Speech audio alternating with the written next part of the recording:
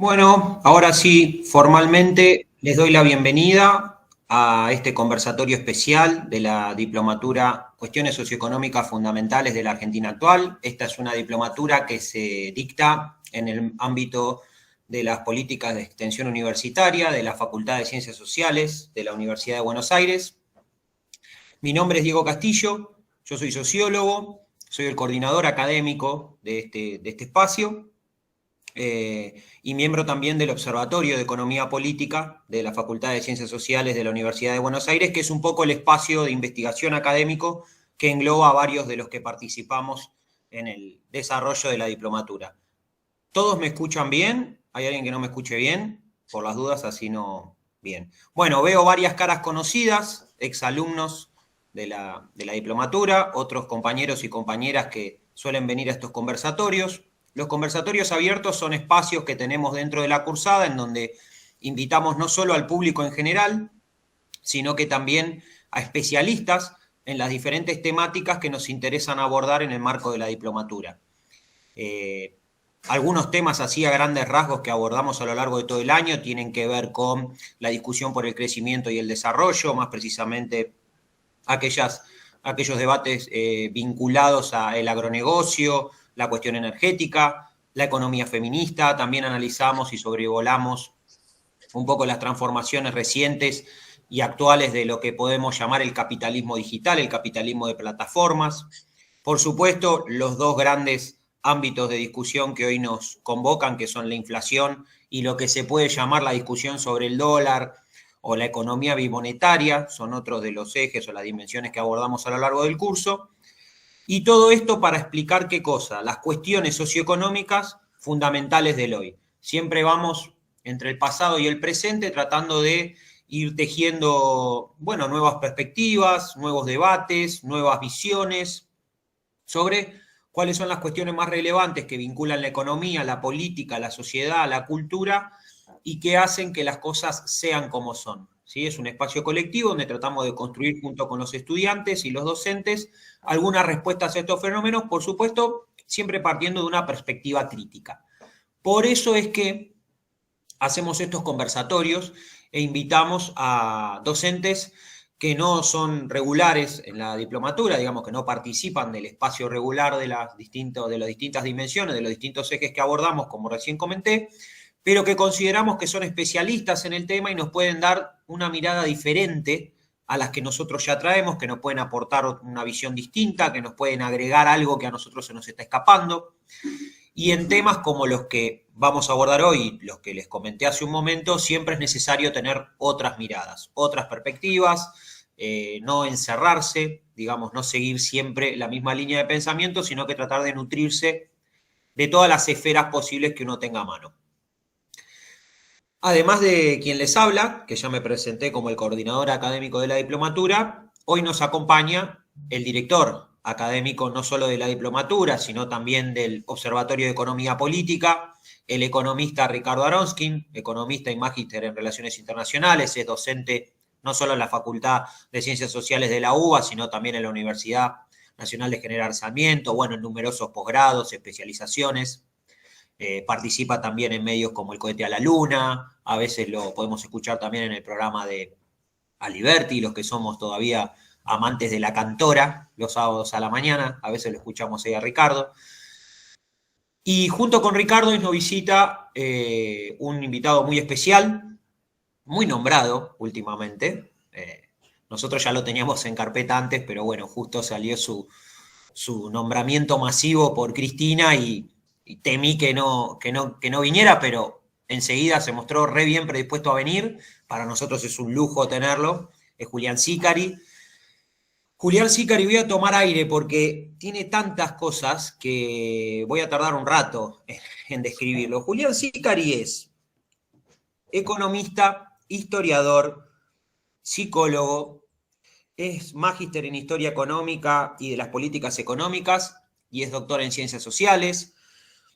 Solo voy a nombrar 4 de sus más recientes libros publicados: Camino al colapso, cómo los argentinos nos llegamos al 2001, Las crisis económicas argentinas, libro que leí y recomiendo, República, Mercado Libre, otro muy interesante. Y el más reciente, el que disparó su popularidad entre compañeros y compañeras, es El jefe civil de la dictadura, la historia de Martínez de Oz. Bien, hechas las presentaciones, les cuento un poco cómo es la dinámica de la charla. Yo voy a realizar 2 preguntas en donde tanto Ricardo como Julián van a exponer cada uno sus argumentos para intentar elaborar una respuesta a esas preguntas. Y luego de eso vamos a tomar alguna pregunta del público para que ellos puedan intervenir y hacer alguna reflexión final. La idea es que no nos demoremos mucho más de 2 horas. Si después los expositores y el público piden bices, veremos si lo podemos estirar un poquito más, pero esa es la idea. Así que lo que les pido es, todas las preguntas las suban al chat, las suben en el chat, así nosotros las vamos leyendo y después podemos armar alguna pregunta integradora, por ellas se van respondiendo, destacamos 1 o 2 preguntas las más relevantes, y todos los micrófonos silenciados para que los expositores puedan desarrollar su exposición de la manera más cómoda posible, entendiendo que la virtualidad no es la ideal, pero bueno, hoy nos permite convocar.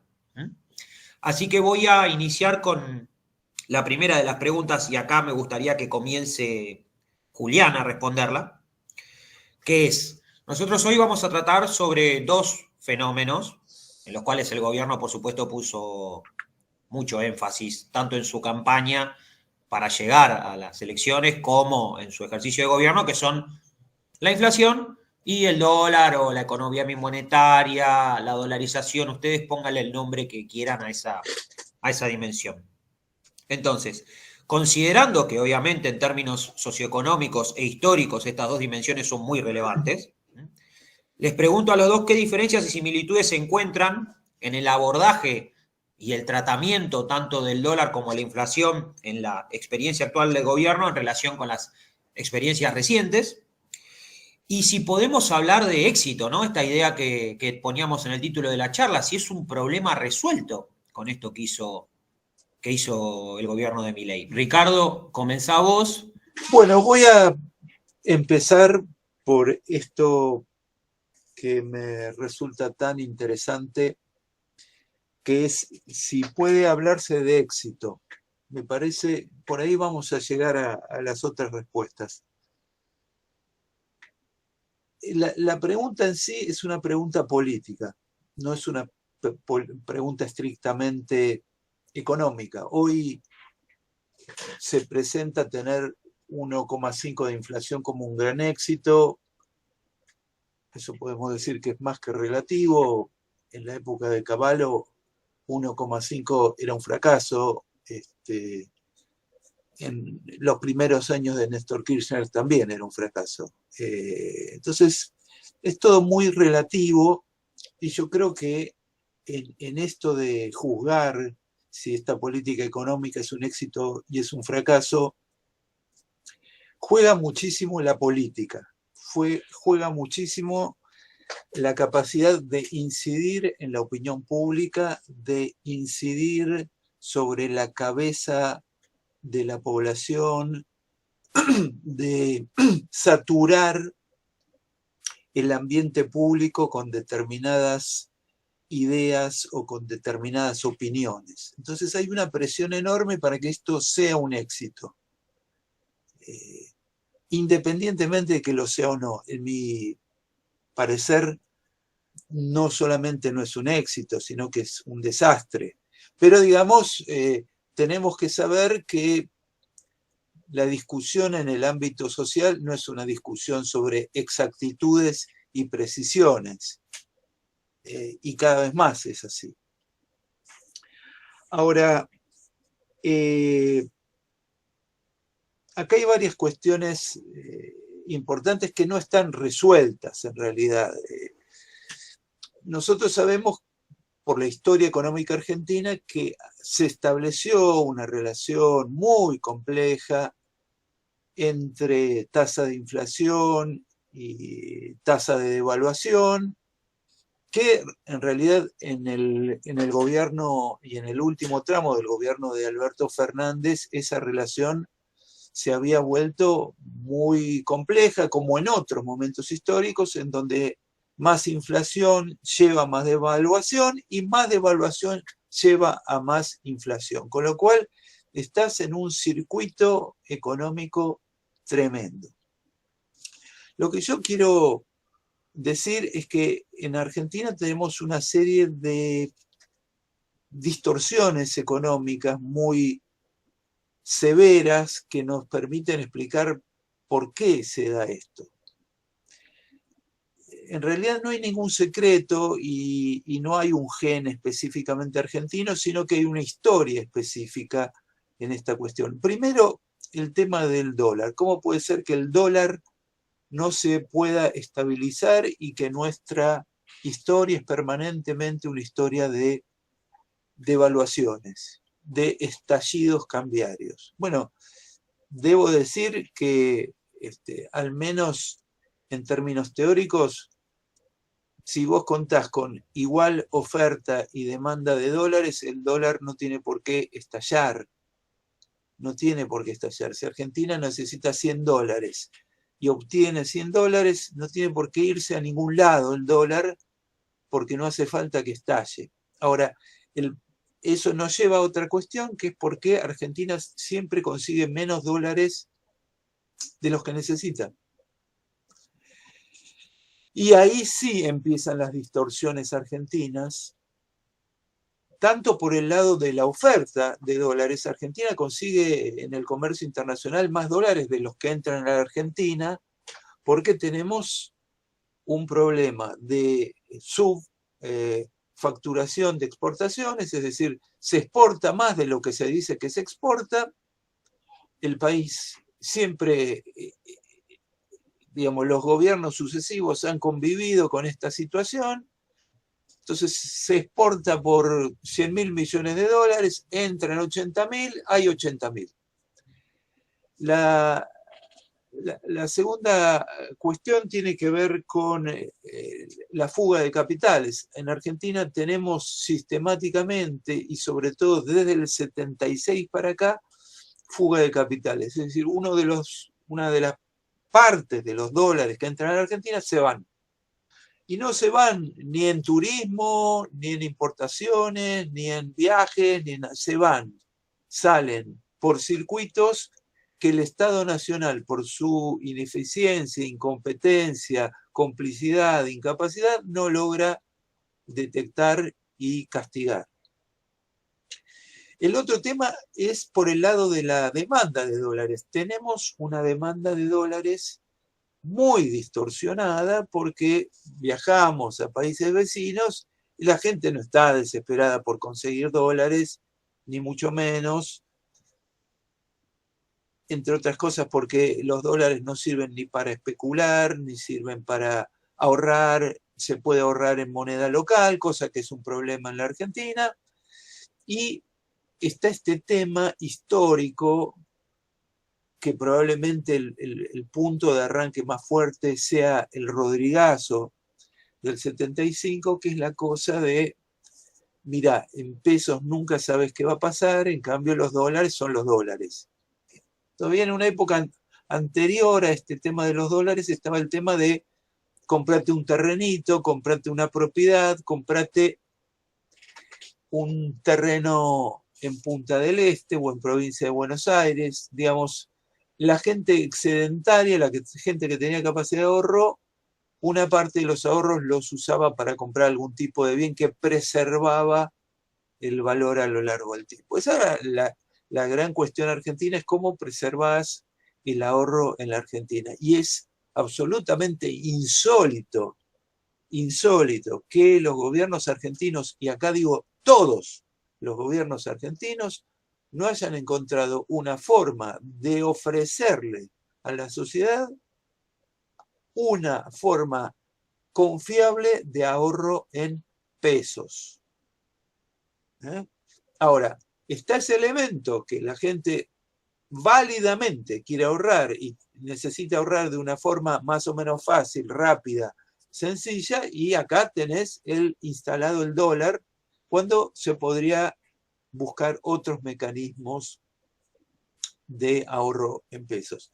La otra cuestión es preservarse de situaciones dramáticas. Entonces la gente compra precautoriamente dólares porque se corrió el rumor, bla, bla, bla, de que esto puede estallar. Y esto hay que decir, en un país con las cosas que han pasado en la Argentina, estos rumores, si uno no está muy entrenado y con mucha información económica, en principio a la gente le parecen razonables. Con lo cual, abrir el paraguas y comprar dólares antes de que pase algún diluvio, ¿no? Esto es lo que pasó, por ejemplo, en la hiperinflación del 89.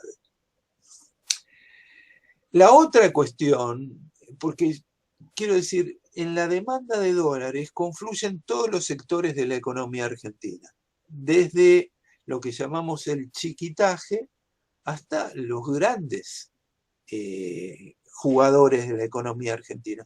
Son todos muy diferentes, todos tienen comportamientos diferentes, todos tienen que ser estudiados en su respectiva lógica de comportamiento.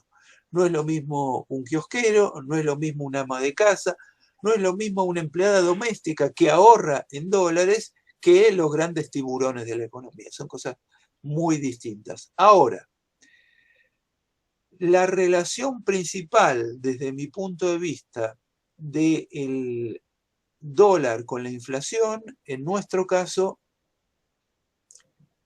no es simplemente que aumentan los costos en dólares, entonces las empresas tienen que aumentar los precios. Esto, yo les diría, sería normal en todo el mundo.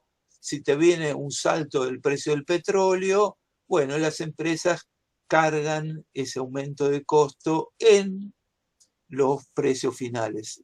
Hasta ahí seríamos normales e iguales a todo el mundo.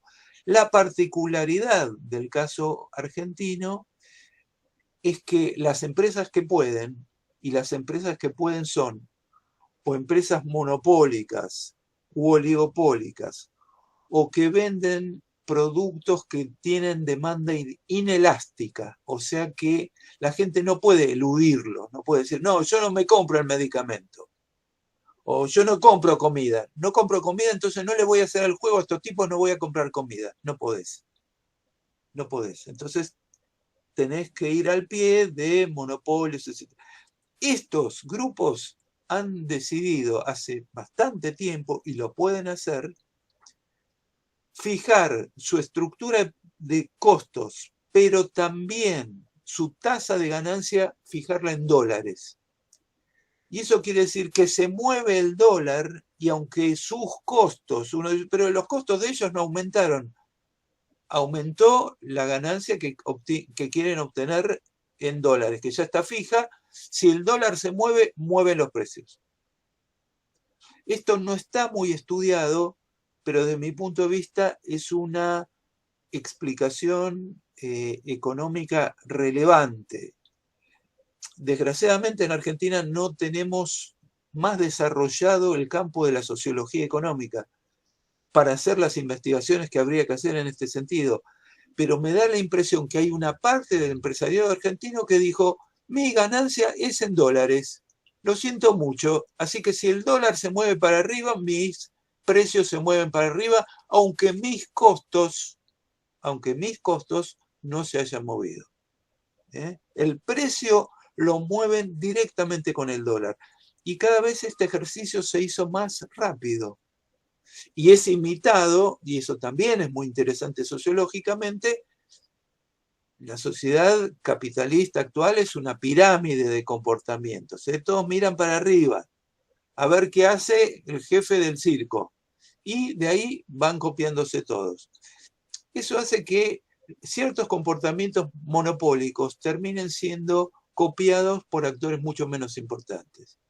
Y entonces están mirando el precio del dólar, se movió el dólar, remarcación de precios, aunque la teoría económica convencional y el comportamiento normal en la mayor parte de los países del mundo dice que los empresarios remarcan cuando suben los costos.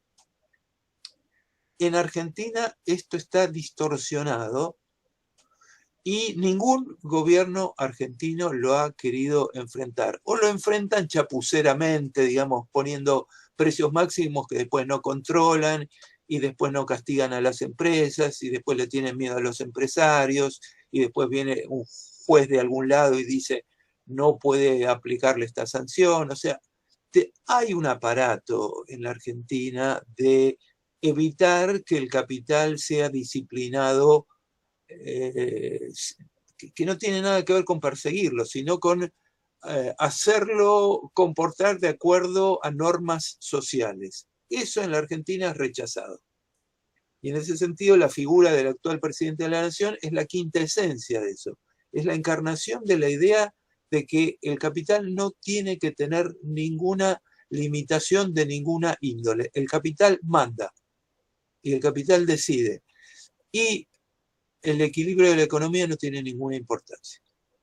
Y mucho menos en los equilibrios sociales. Irrelevantes. No tiene ninguna importancia. Entonces, ahí me parece que, digo, hay cosas bastante sencillas para hacer. Lo primero que Argentina tendría que resolver es este tema del desencaje entre oferta y demanda de dólares, ¿no? Que por el lado comercial no estaríamos tan mal. Argentina rápidamente está en condiciones de encajar oferta y demanda de dólares, es decir, que nuestras exportaciones sean por lo menos iguales a nuestras importaciones. Esto es razonablemente posible de lograr. La buena forma de lograrlo, sobre todo, es haciendo crecer las exportaciones y hacer crecer exportaciones diversas, diversificadas, del sector agrario, del sector industrial, del sector servicios, pequeñas, medianas, grandes empresas. Argentina tiene mucho para hacer en ese sentido, porque terminamos cayendo en discusiones absurdas. ¿Por qué los argentinos viajan al exterior? Y por supuesto, en este momento económico argentino, que haya una masa de argentinos que esté gastando 1.500 millones por mes en el exterior, es una increíble cantidad de dinero. Hoy estaba leyendo recién una noticia de que el gobierno consiguió la plata para poder pagar este mes a los acreedores externos. Hay una serie de vencimientos, el gobierno consiguió la plata.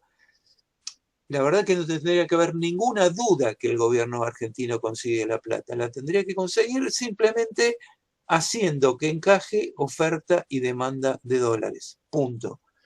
Política exportadora inteligente, política importadora inteligente. Ahora, si vos tenés política idiota en materia de exportaciones y política idiota en materia de importaciones, bueno, vuela todo por el aire.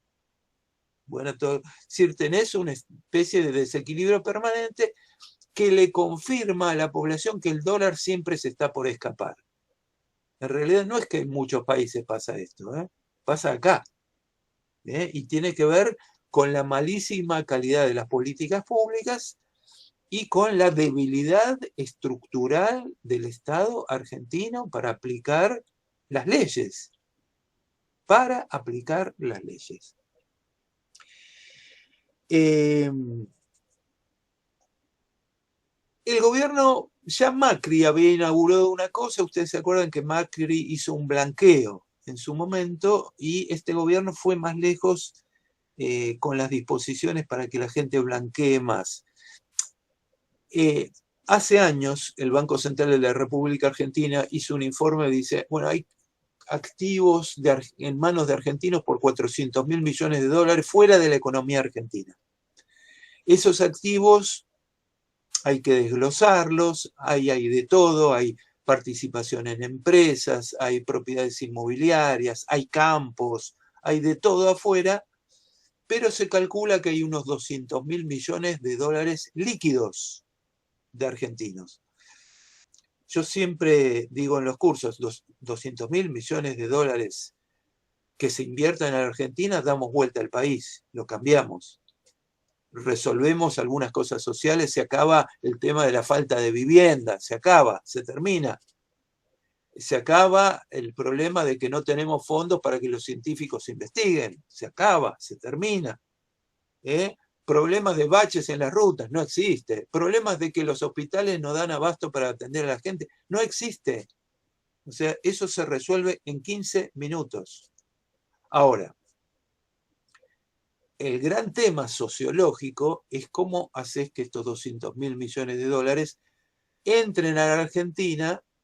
Entonces, los experimentos estos, el de Macri, el de Milei, de blanqueen, no los perseguimos, no le hacemos nada, etcétera, etcétera, lo que terminan haciendo es que algo de este capital oculto se blanquee, pero no en función de transformar la estructura productiva argentina, sino, como en este caso, y en estos meses lo estamos viendo, para sostener un tipo de cambio completamente delirante e incorrecto. Porque uno de los temas para que se equilibre la oferta y la demanda de dólares es que el tipo de cambio sea razonable, y no lo es en este momento.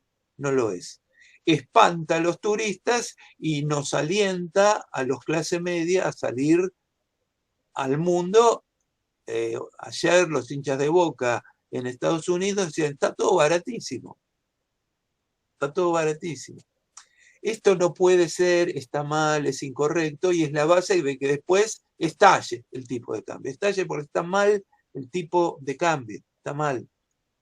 Está mal el contrabando, está mal la fuga de capitales, está mal que el Estado no puede cobrar impuestos. Hay muchas cosas que están mal y que no tienen que ver con problemas estrictamente monetarios o económicos, sino con problemas políticos que tienen que ver con un Estado impotente, ineficiente, estúpido, sometido a presiones terribles y donde, digamos, tenemos un sector empresarial que no considera como propio al Estado, sino como enemigo, ¿no?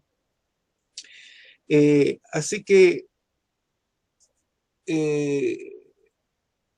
la gran pregunta para los progresistas es cómo hacemos para que parte de ese capital que está ahí disponible y que es de argentinos, entre a la economía productiva, motorice inversiones, motorice generación de riqueza, genere empleos genuinos y de calidad. Bueno, ahí tenemos un lío bárbaro, pero quiero decir, no es un lío solamente de los progresistas, los nacionales y populares o la gente de izquierda, es un problema de la derecha. Muy interesante. Acá yo voy a cortar para darle el tiempo a Julián, pero quiero decir solamente esto. Este es un tema muy interesante, muy poco transitado y por supuesto nunca lo van a ver discutido en La Nación, en la prensa de derecha, en la revista Seúl. Nunca van a encontrar esta pregunta fundamental que es ¿por qué la derecha argentina no cree en sí misma? No es que no cree en los nacionales y populares, no cree en sus propios gobiernos. Nunca se ponen a invertir en sus gobiernos, durante sus gobiernos. Esto es interesantísimo, porque el cuentito habitual es no invertimos porque están los peronistas que nos van a expropiar. Todas tonterías, inventos y mitos que no existieron nunca, como el mito que inventó Mañeto de que el kirchnerismo había entrado en una etapa expropiatoria de las empresas. Una tontería que solamente gente muy burra puede creer. Pero la pregunta interesante es por qué en sus propias gestiones, durante sus propias gestiones, no empiezan un proceso de inversión productiva para precisamente consolidar esas gestiones. Macri, ¿por qué no fue exitoso? ¿Por qué no apenas llega Macri y dice, hola, estamos nosotros, somos los dueños de la Argentina, empecemos a invertir? ¿Por qué no invierten? ¿Por qué no invierten? Porque quiero decir, esa inversión nos resolvería todos los problemas. Digamos, si haces inversiones productivas y exportadoras en la Argentina, se acaban los temas con el dólar. Y por lo tanto, esa presión para estar todo el tiempo moviendo los precios se eliminaría en forma significativa. Es lo que está haciendo este gobierno artificialmente. Mantiene el dólar planchado Y lo que estamos viendo es que las tasas de inflación mensual se van reduciendo. ¿Qué es lo que hizo en forma más extrema Cavallo? Cavallo clavó directamente el dólar 1 a 1 y chau, aguantarse. Lo que él hacía también artificialmente era conseguir dólares a través de la venta de las empresas públicas para poner en la alcancía para que le empatara a lo que usaba la economía argentina. La forma también artificial. Ahora es artificial, en aquel momento también. Nosotros decimos que hay una forma genuina de lograr que Argentina esté abastecida de dólares, que es teniendo una amplia e inteligente política exportadora y también una política inteligente de qué importamos y qué no importamos. La derecha tuvo un éxito memorable en ponerle a esa política de manejo del gasto de divisas, la bautizó como cepo, es decir, casi un instrumento de tortura abolido por la Asamblea del año 13, y es el que puso el maldito kirchnerismo. La verdad que la política de administración cambiaria es una política sensata, inteligente, y les quiero, y con esto termino y le doy a Julián, hay que decir lo siguiente: este gobierno no sacó el cepo, lo único que hizo es empezar a venderle dólares free a las personas humanas, pero no a las empresas. Pero no a la, y quiero decir, y lo bien que hace, pero digamos, en mi caso no tengo ningún problema con eso. El problema lo tienen discursivo ellos, porque ellos dicen libertad, libertad, libertad, y ellos mismos saben que generan una hecatombe si dejan que todos los actores económicos se abalancen sobre este tipo de cambio. ¿Saben cuál es la solución? Ponerlo en un nivel que iguale oferta y demanda, que no es este dólar a 1.200 pesos. Bueno, adelante. Gracias, Ricardo. Julián, cuando estés listo. Bueno, antes que todo, buenas tardes, buenas noches, muchas gracias por la invitación, la verdad es un placer enorme estar acá, poder compartir con todos ustedes. Yo armé la exposición, voy a ver si me deja compartir, en términos históricos, de comparar con otras situaciones de la historia económica argentina, porque bueno, saben que, como bien lo plantea la temática del día de hoy, el pasado y el presente, bueno, a veces resuenan y podemos aprender mucho con respecto al pasado. A ver.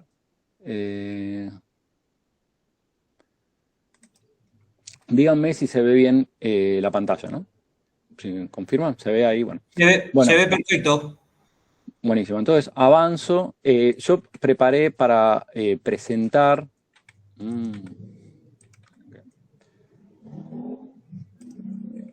¿Se ve ahí el cambio de pantalla? Sí, ahí están, perfecto. Sí. 4 experiencias históricas, creo que no voy a llegar, voy a tratar de ir rápido, por lo menos las 2 primeras en esta primera intervención y por ahí en la segunda vamos a hablar un poquito de la convertibilidad en la actualidad para considerar la cuestión del dólar, ¿no? Porque me parece tan resonancia. Con respecto a la tablita, ¿no?, que es el caso que más se está nombrando como por las similitudes, pensemos que cuando asume Martínez de Hoz, inicialmente arranca con un dólar altísimo, ¿no? Acá comparamos entre el 73 y fines del 76, el valor del dólar, él arranca con una devaluación, fíjense, el tipo de cambio, lo que va a hacer, después va a ir bajando porque el shock inflacionario que ya venía del Rodrigazo y también el que acelera un poco Martínez de Hoz va comiendo toda esta competitividad, pero igualmente fíjense que lo deja en torno al 200% en comparación al valor promedio del dólar del año 73, o sea, arranca realmente con un tipo de cambio muy muy alto, del doble. Y a su vez va a tratar una estrategia más agresiva de tinte ortodoxo, también similar un poco a la de Milei. Pensemos lo siguiente, que arranca con una devaluación muy agresiva, igual que Milei, y una estrategia ortodoxa del tipo monetarista, donde va a empezar a contraer la cantidad de dinero en la economía, MO es SM0, ¿no?, que es la cantidad de billetes y monedas de la economía, que va a ir avanzando a una tasa más baja que la tasa de inflación. ¿no? Por eso la inflación va más rápido que el MO. Esto implica una contracción en términos reales de la base monetaria. Fíjense cómo hay una caída primero del 15%, después sobre diciembre sube porque, bueno, por cuestiones estacionales, saben que diciembre es el mes de mayor demanda de dinero, por eso se emite un poco más, y después vuelve a bajar, ¿no? Porque se paga el medio aguinaldo, después en julio se paga el segundo, bueno, y después, fíjense en el 78, vuelve a tener otro apretón monetario fuerte, ¿no? Que baja otro 15% más, o sea que inicialmente uno podría decir desde que se da la reforma financiera a mediados del 77 hasta fines del 78, la base monetaria real cayó un 30%. Bueno, ¿qué pasó con la inflación en ese periodo? Bueno, fijémonos que acá, cuando irrumpe el Rodrigazo, a mediados del 75, fíjense que se dispara la inflación, que se va a una inflación de casi 800% anual. Va a venir la dictadura con una serie de medidas que va a tomar Martínez de Hoz. La más importante de todas es frenar los salarios, ¿no? Va a pisar los salarios, los va a tener congelados. Eso va a hacer que se derrumbe y se salga rápidamente de la hiperinflación. Después va a ir bajando de manera cada vez más lenta hasta mediados del 76. Acá, fíjense que la caída más rápida, que es este tramo, es cuando se hace un acuerdo de precio, que mucho en general suele quedar olvidado, que eso derrumba bastante la inflación.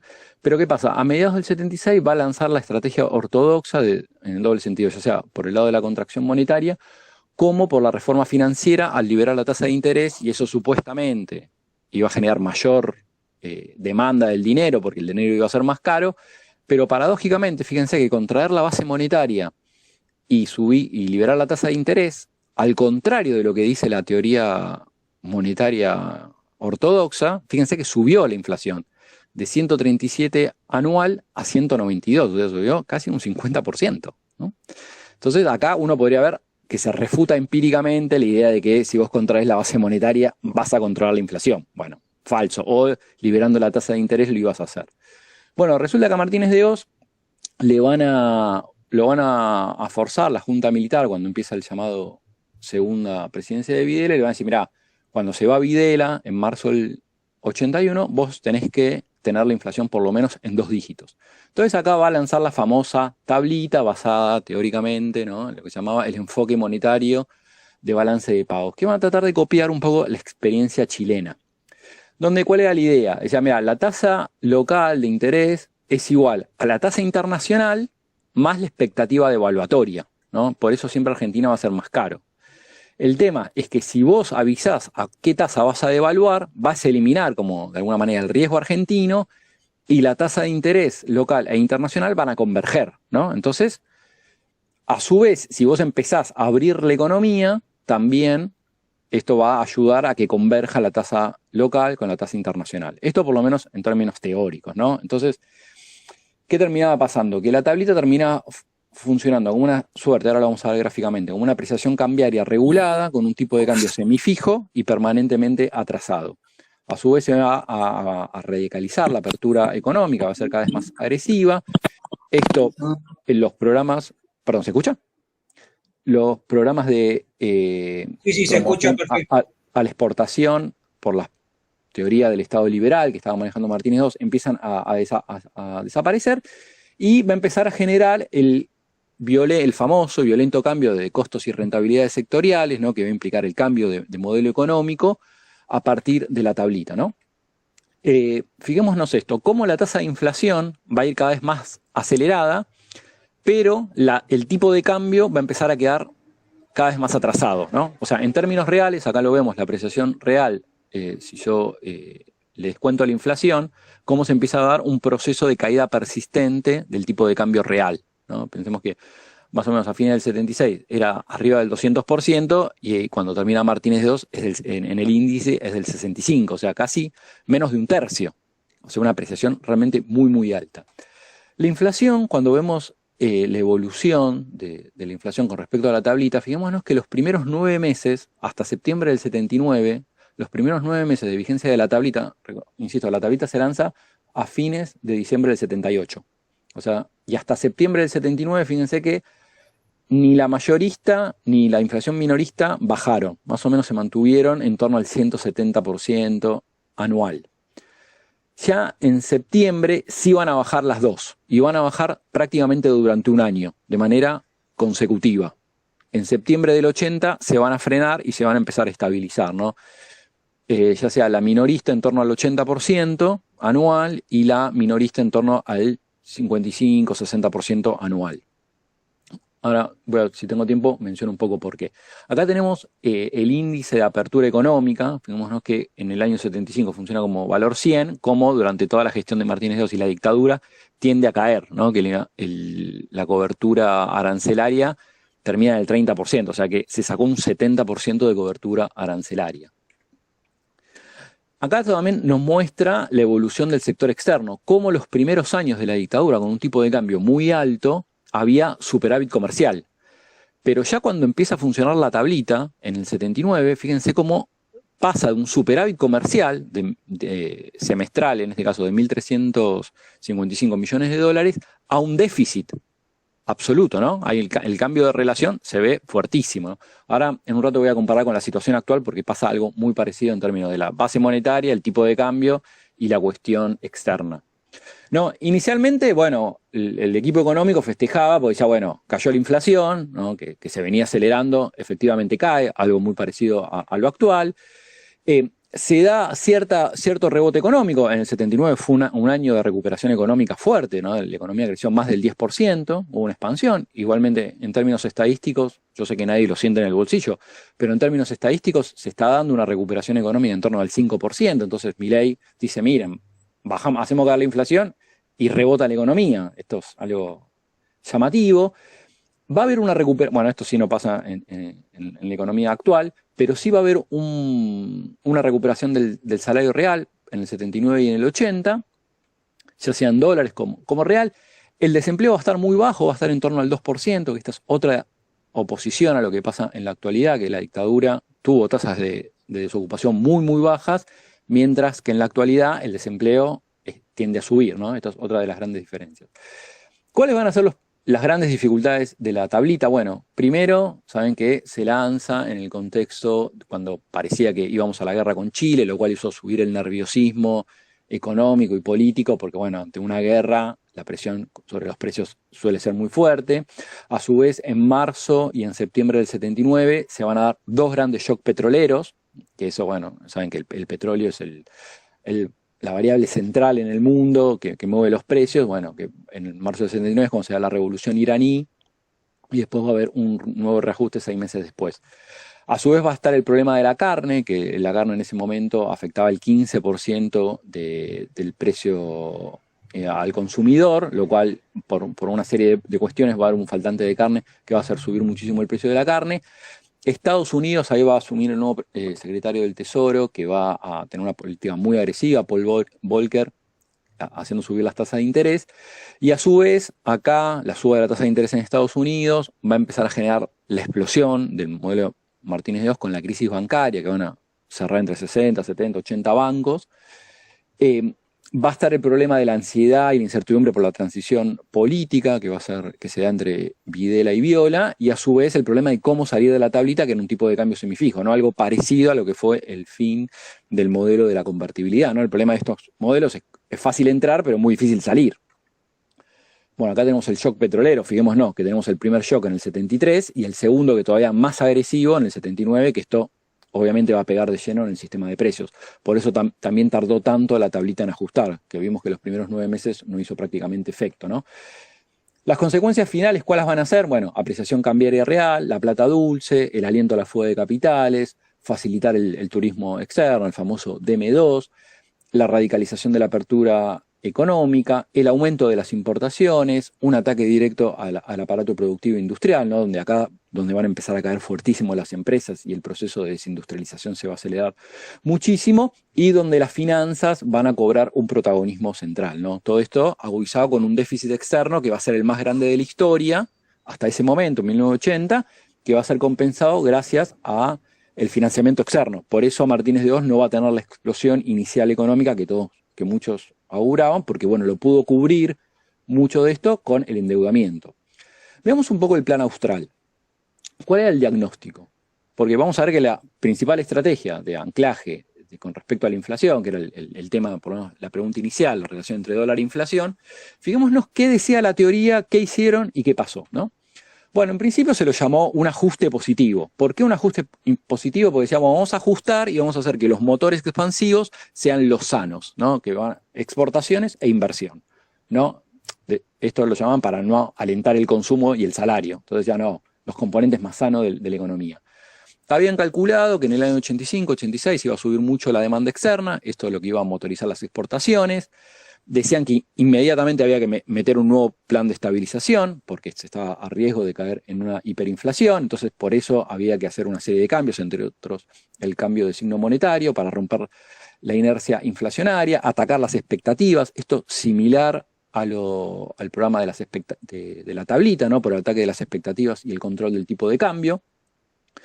Decían que para reforzar las reservas iban a necesitar un apoyo externo y empresario, por eso se apostaba al endeudamiento, acercarse al FMI, bajar las tasas de interés, ¿no? Que bajando las tasas de interés también supuestamente iba a ampliar los márgenes de ganancia locales, del empresariado local, por eso iba a ser apoyado por el gran empresariado, inicialmente el Plan Austral, y se comprometían a hacer una serie de ajustes fiscales y medidas ortodoxas tal cual los pedía el FMI.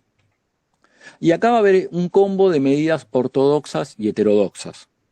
Del plano ortodoxo van a aplicar las clásicas medidas de los programas de estabilización que se hacen en la historia argentina, ¿no? Primero una devaluación inicial, achique del gasto, se van a congelar las vacantes de los empleados públicos, se van a subir una serie de impuestos para reforzar la cuestión fiscal, se van a subir las tarifas de servicio público, para sacar lo que se llamaba el efecto Olivera-Tanzi, ¿no? Que uno entre que se daba el hecho imponible en términos fiscales y la recaudación efectiva por parte del Estado, en esos momentos tardaba unos 6 meses, ¿no? Si yo hacía una operación, el Estado recién cobraba los impuestos 6 meses después, se hicieron una serie de cambios para achicar los tiempos, entonces que la inflación no comiera tanto ese dinero.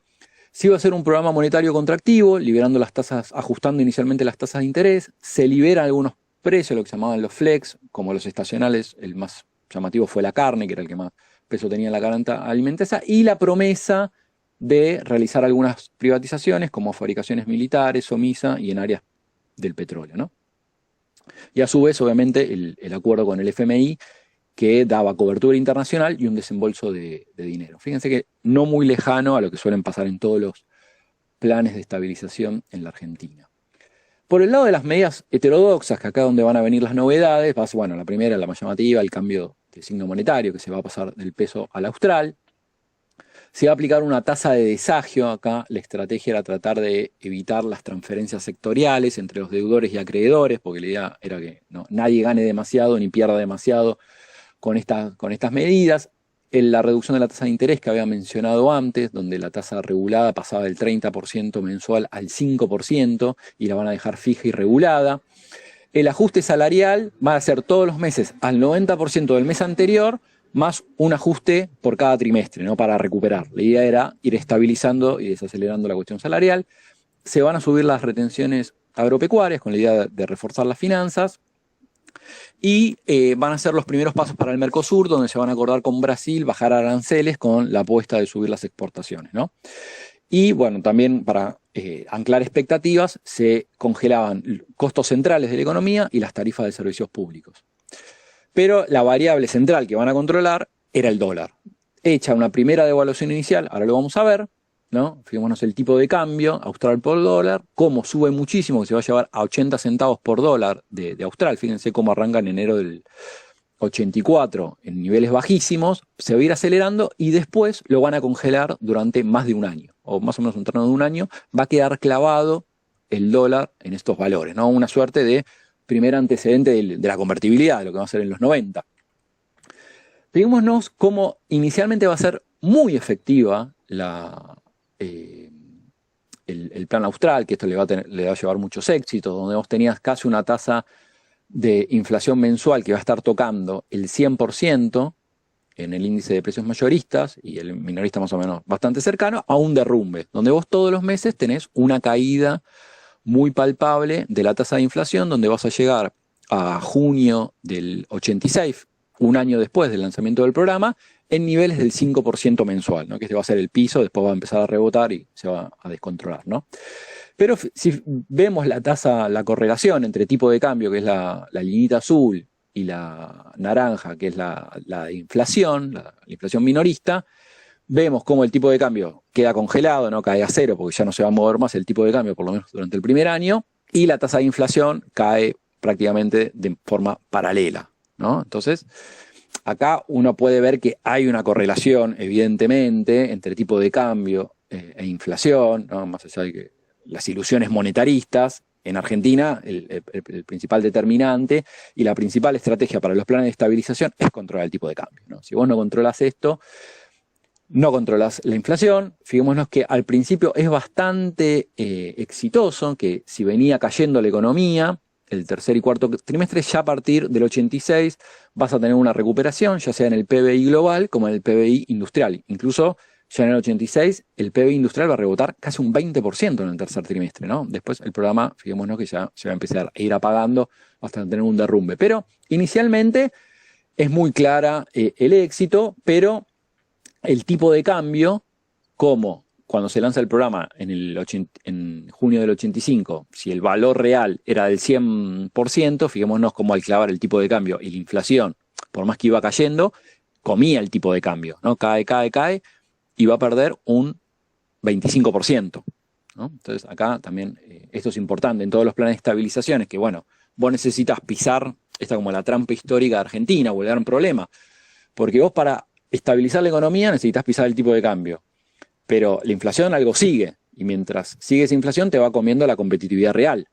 El tema que vos quieras actualizar el tipo de cambio para recuperar competitividad externa, tenés que devaluar, y cuando devaluás todo eso va a los precios.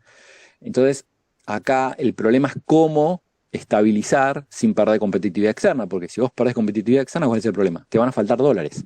Y si te faltan dólares, no vas a poder sostener la paridad. Y mientras más tarde se van a hacer la corrección, más salvaje después va a ser la corrección, ¿no? Devaluatoria. Entonces, este gran dilema vemos acá en el plano austral en todo su esplendor, ¿no? Pero uno puede decir, inicialmente los éxitos, por eso también Alfonsín va a ganar las elecciones en el 85, la desaceleración inflacionaria, van a subir inicialmente las exportaciones, aumenta la recaudación, se da una expansión inicial en el primer año de 7,4 del producto, ¿no? Bastante bueno, va a haber una recuperación salarial, va a caer el déficit fiscal, se van a recuperar las reservas, y el sector industrial, que supuestamente era una de las estrategias también del programa alfonsinista, ¿no? Que hablaba de los capitanes de industria, volver al viejo programa de la ICI, por lo menos en lo discursivo, aparentemente se va a lograr, ¿no? A su vez, en el 85 va a ser el año donde se juegan la Junta Militar, el PJ va a estar dividido entre el sector ortodoxo y los renovadores. Acá es donde va a venir el triunfo electoral de Alfonsín, más los éxitos económicos. Parecía que Alfonsín dominaba toda la escena. El tema son los problemas que creaba este Plan Austral, y ya con esto cierro, que va a empezar a acumular una serie de dificultades. La primera, la caída de los precios externos, ¿no? Después, que los ajustes que se hacían en el gasto esencialmente recayeron sobre inversión pública, lo cual la dinamización de la economía perdía vigor y perdía también la capacidad de reposición de equipos, bueno, y una serie de dificultades. A su vez, la apuesta más fuerte era generar inversión y exportación, y sobre todo que la inversión se diera por el lado de un crecimiento exportador, que no se va a dar porque van a empezar a caer también los precios internacionales. También hay otro cálculo. Ellos pensaban que la inflación iba a caer, como efectivamente cayó, pero a una tasa mucho más rápida. Entonces pensaban que el atraso cambiario no se iba a sentir. Al no sentirse el atraso cambiario, decían, bueno, vamos a retener cierta competitividad. El tema que no pasó, y al no pasar eso, se iban a empezar a distorsionar los precios relativos de la economía, del cuadro que habían calculado. A su vez, los salarios, como por estos ajustes, iban a empezar a quedar sucesivamente atrasados, sobre todo el del sector público, lo cual iba a perder, al perder capacidad de compra, el consumo iba a empezar a ser golpeado y a quedar rezagado, y por ende a no moverse la economía.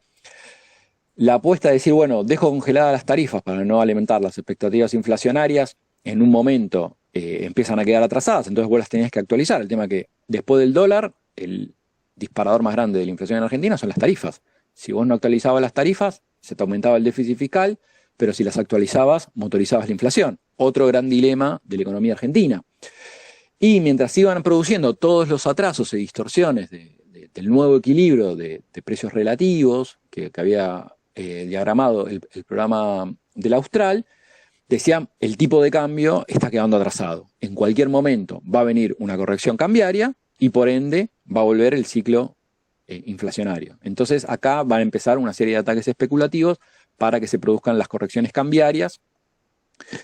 Y acá tenías el efecto tijera, porque el horizonte externo se empezaba a deteriorar con la caída de los precios internacionales. Acá, aparte, la Unión Soviética va a entrar en su propia crisis interna, que en ese momento, recordemos que era el principal socio comercial argentino. Va a haber una serie también de inundaciones locales que va a restar saldos exportadores, más una super cosecha en el hemisferio norte, sobre todo en Estados Unidos y Canadá, que eso va a derrumbar los precios externos, ¿no? Todo esto va a hacer que el plan austral no tenga válvulas de escape para poder recomponer todas estas situaciones, y la única va a ser reactualizar todo el esquema. Lo que pasa es que eso va a volver a motorizar, esto lo apuro, el sector, estas correcciones, ¿no? Me apuro para poder cumplir con los tiempos, ¿no? Relanzar la inflación. Bueno, hasta acá, por lo menos la primera entrada. Después querría que mencionemos algo con respecto a la convertibilidad y la actualidad para que vamos a hacer las comparaciones, ¿no? De otras experiencias también que tienen sus semejanzas en el espejo en quien se está mirando. Pensemos que Milei se referencia una y otra vez en Cavallo.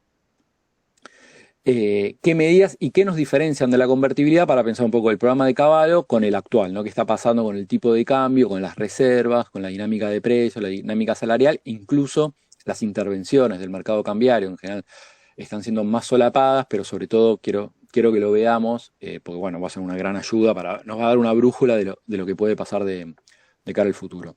No sé si hasta acá más o menos fui claro o avancé demasiado rápido. Perdón, porque yo sobre estos temas suelo dar clases de casi 4 horas, ¿no? Entonces tuve que reducir un montón de temas, filmina, tópicos que me gusta discutir larga y profundamente para, bueno, más o menos ajustarme a los tiempos que me habían pedido. Pero bueno, más o menos esquemáticamente, por lo menos pudimos ubicar los principales elementos, ¿no?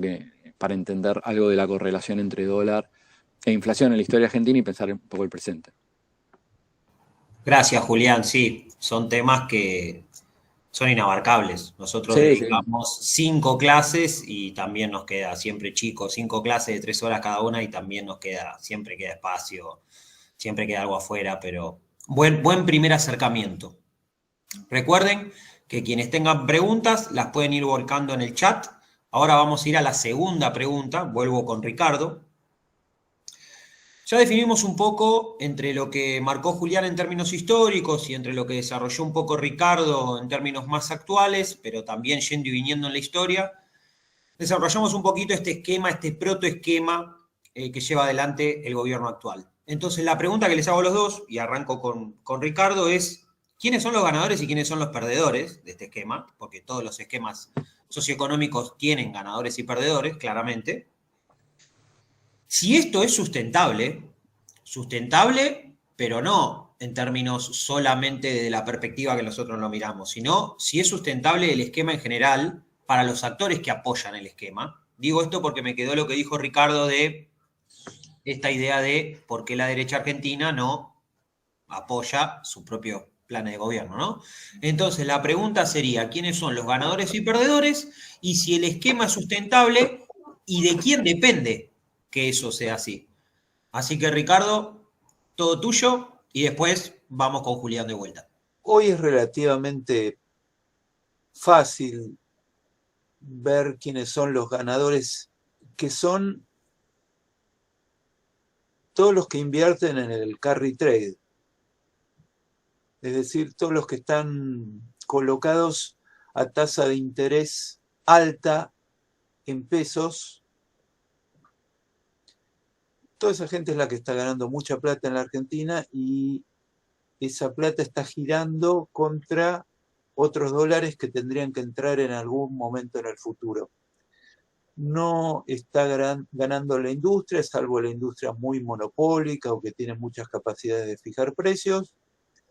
Y una parte del agro tampoco está ganando plata, salvo los más concentrados y sobre todo los que están en la intermediación exportadora. Y después, por supuesto, en Argentina todos los que le dan servicios al 20% más rico de la población también la pueden estar pasando bien. ¿Alcanza? No, no alcanza. El ministro Caputo les dijo a la gente del campo, miren, no les podemos bajar más las retenciones, pero hagan ustedes también carry trade. Les damos una salida de cómo ganar plata. Ahora esa salida de cómo ganar plata es absolutamente parasitaria, no tiene ningún sentido económico de largo plazo.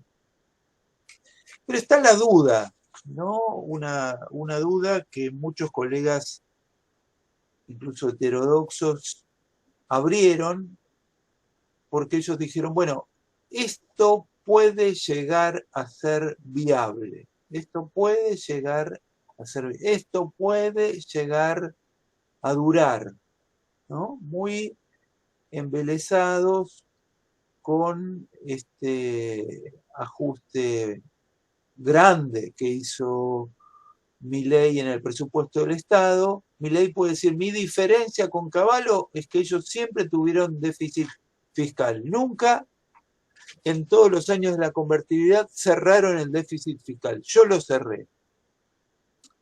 Esa es una discusión a la que no quiero entrar, simplemente decir que no es cierto porque es un equilibrio fiscal sostenido en una serie de ficciones. Una de las más importantes es que se destruyen las rutas, se destruye la salud pública, se destruyen las universidades, se destruye todo y así sí, hay equilibrio fiscal, pero es insostenible.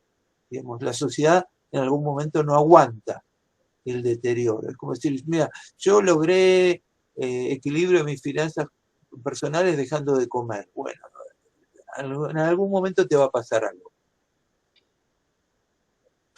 Así que yo diría que la pregunta es si consiguen dólares, si van a seguir consiguiendo dólares para sostener este tipo de cambio. Este tipo de cambio que tenemos hoy es un tipo de cambio electoral. Esto está hecho para ganar las elecciones y con las elecciones ganadas y con la alianza con el PRO y con todos los otros partidos que se hacen los enojados y ofendidos y que le votan todo, sacar las grandes reformas que hace rato está pidiendo el Fondo Monetario Internacional, los grupos económicos de la Argentina, que son negocios. El negocio de las jubilaciones, el negocio de venta de lo que queda del Estado nacional, son negocios que están pidiendo y que quieren la reforma laboral para explotar mejor a los trabajadores, y una reforma impositiva para bajarles más los impuestos a los sectores de mayores ingresos, al estilo Trump. Estas son las reformas que le piden y es como la prueba de que si saca estas reformas es como que ya la Argentina cambió. Por supuesto que acá hay un interrogante que lo quiero mencionar simplemente, que es algún analista, por más de derecha o conservador que sea, si es buen analista, sabe que lo que tendría que pasar en Argentina es la chilenización de la sociedad. Es decir, que una buena parte de la sociedad acepte este esquema con buenos ojos. Diga, esta es la verdad económica, esta es la verdad social, por fin, esto es lo que queríamos. Yo ahí veo una enorme signo de interrogación sobre eso, me parece que eso no está para nada resuelto. Y por eso hay tanto lío en torno a la figura de Cristina y en torno a la figura de Axel y en torno a cualquiera que en la Argentina encarne un proyecto, diríamos, socialdemócrata. Un poco de distribución, un poco de capitalismo sensato, eso. Bueno, eso es lo que no está resuelto, que desapareció en la Argentina. Y ese es un dato importante para... Ahora, suponete que eso no estuviera. Hay efectivamente una forma de pensar que esto es podría ser sustentable. Se tienen que dar un montón de condiciones. Las condiciones son, primero, si el gobierno no quiere devaluar después de las elecciones, bueno, va a tener que conseguir un préstamo del Tesoro de los Estados Unidos. ¿Puede llegar a ocurrir eso? Puede llegar a ocurrir eso. ¿Por qué? Porque este gobierno es un activo norteamericano. Este gobierno que hay en la Argentina es un activo de los Estados Unidos y por lo tanto lo van a defender y lo van a sostener. Así que puede ser que el Tesoro de los Estados Unidos ponga plata para que no tengan que devaluar. Si tienen que devaluar, y como tendrían que devaluar, esta imagen del economista genio y del otro mago de las finanzas se va todo al demonio. Esto quiere decir, la devaluación no sería una devaluación pequeña, no sería una devaluación dentro de la banda, no se iría a 1.400 el dólar, se iría mucho más, impacto inflacionario inmediato, todos remarcando, y se acabó esta cosa de la magia, que somos unos genios, que todos son unos idiotas, que Keynes es ladrón y todas las cosas que hemos escuchado en los últimos tiempos.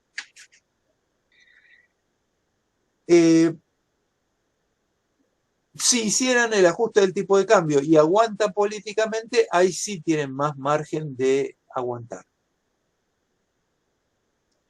Ahora, la otra cuestión es que necesitan inversiones. Y necesitan inversiones por dos cosas. En el corto plazo, para que entren dólares. Para que entren dólares. Para cubrir agujeros. Tienen que entrar dólares. Entonces, si te entra una inversión, perdón, de 2.000 millones de dólares, bueno, ahí eso es aire para Caputo. Tendría que entrar una de 2.000, una de 1.500, una de 1.800, una de 4.000, grandes inversiones, para eso se hizo el RIGI. Si entraran, bueno, eso les da plata para tirar. Y hacer lo que les pide el Fondo Monetario Internacional, que es junten reservas. Muchachos, junten reservas. ¿Por qué juntar reservas? Porque eso es lo que le da credibilidad, por un lado, al tipo de cambio y por el otro lado, a los acreedores financieros de la Argentina. El mensaje es, tenemos en el Banco Central, cuando venga el próximo vencimiento, tenemos dólares para ustedes, quédense tranquilos.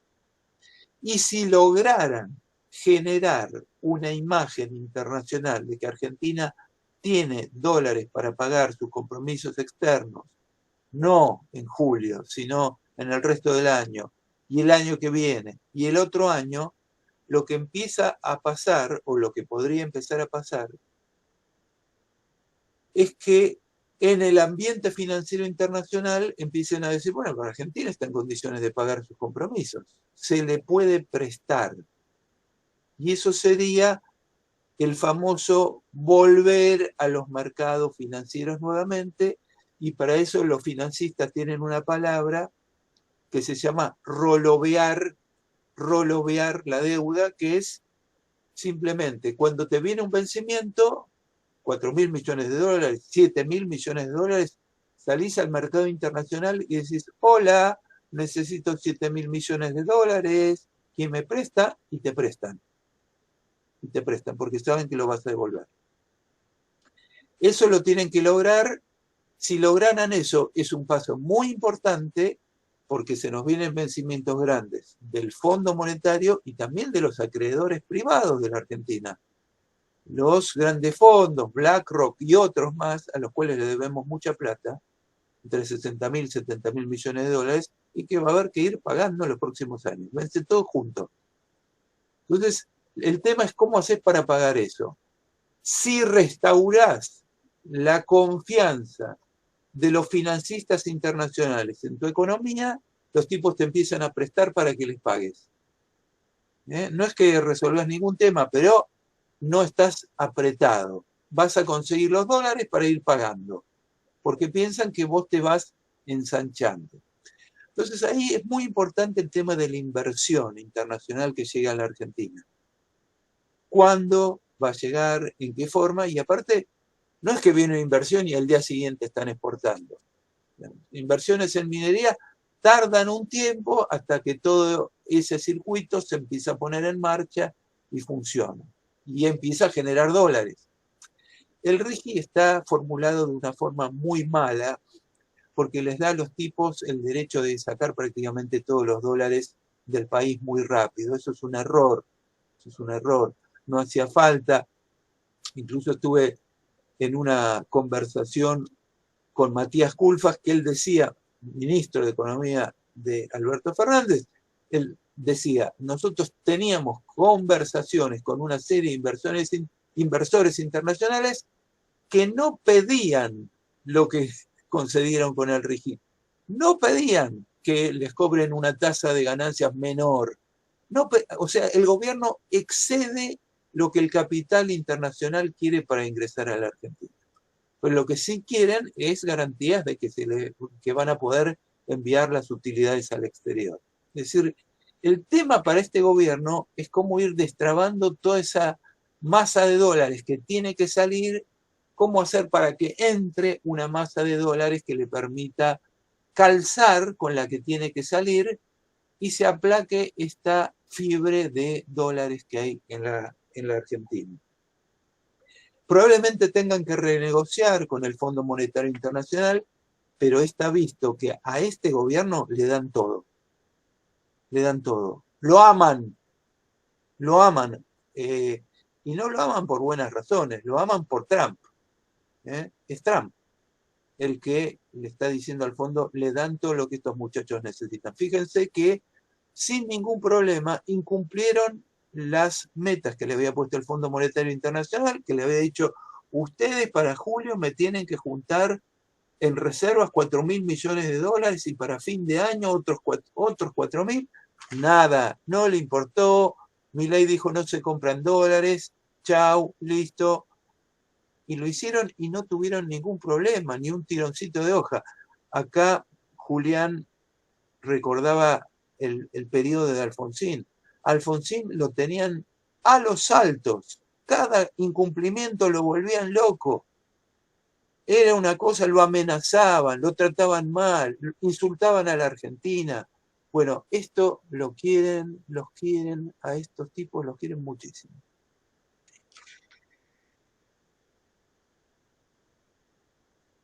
Si lograran que entre una masa importante de dólares para calmar esta cosa, lo que empieza a desaparecer es este efecto de demanda especulativa en torno al dólar, que hay desde la empresa más grande hasta el ratoncito más chiquito de la economía argentina. Todos se aferran al dólar no solo como mecanismo de ahorro, sino también como prevención frente a un estallido que va a haber en algún momento. Ahora, ¿cómo le sacás a todos los agentes económicos de la cabeza que tal estallido no va a ocurrir? ¿Sabes cómo? Inundando de dólares la Argentina. Inundando de dólares. Ahora, ¿cómo inundás de dólares? Bueno, tendrías que convencer que Argentina entró en una trayectoria de mediano plazo de fuerte capacidad exportadora. Fuerte capacidad exportadora. Sin eso es todo chamullo, porque dólares te dan hasta cierto punto. Julián recordaba la experiencia de la convertibilidad. Al pobre infeliz de la Rúa, cuando ven que Argentina en el año siguiente a su caída, Argentina estaba exportando por 26.000 millones de dólares y el año siguiente de intereses solo tenía que pagar 22.000 millones de dólares.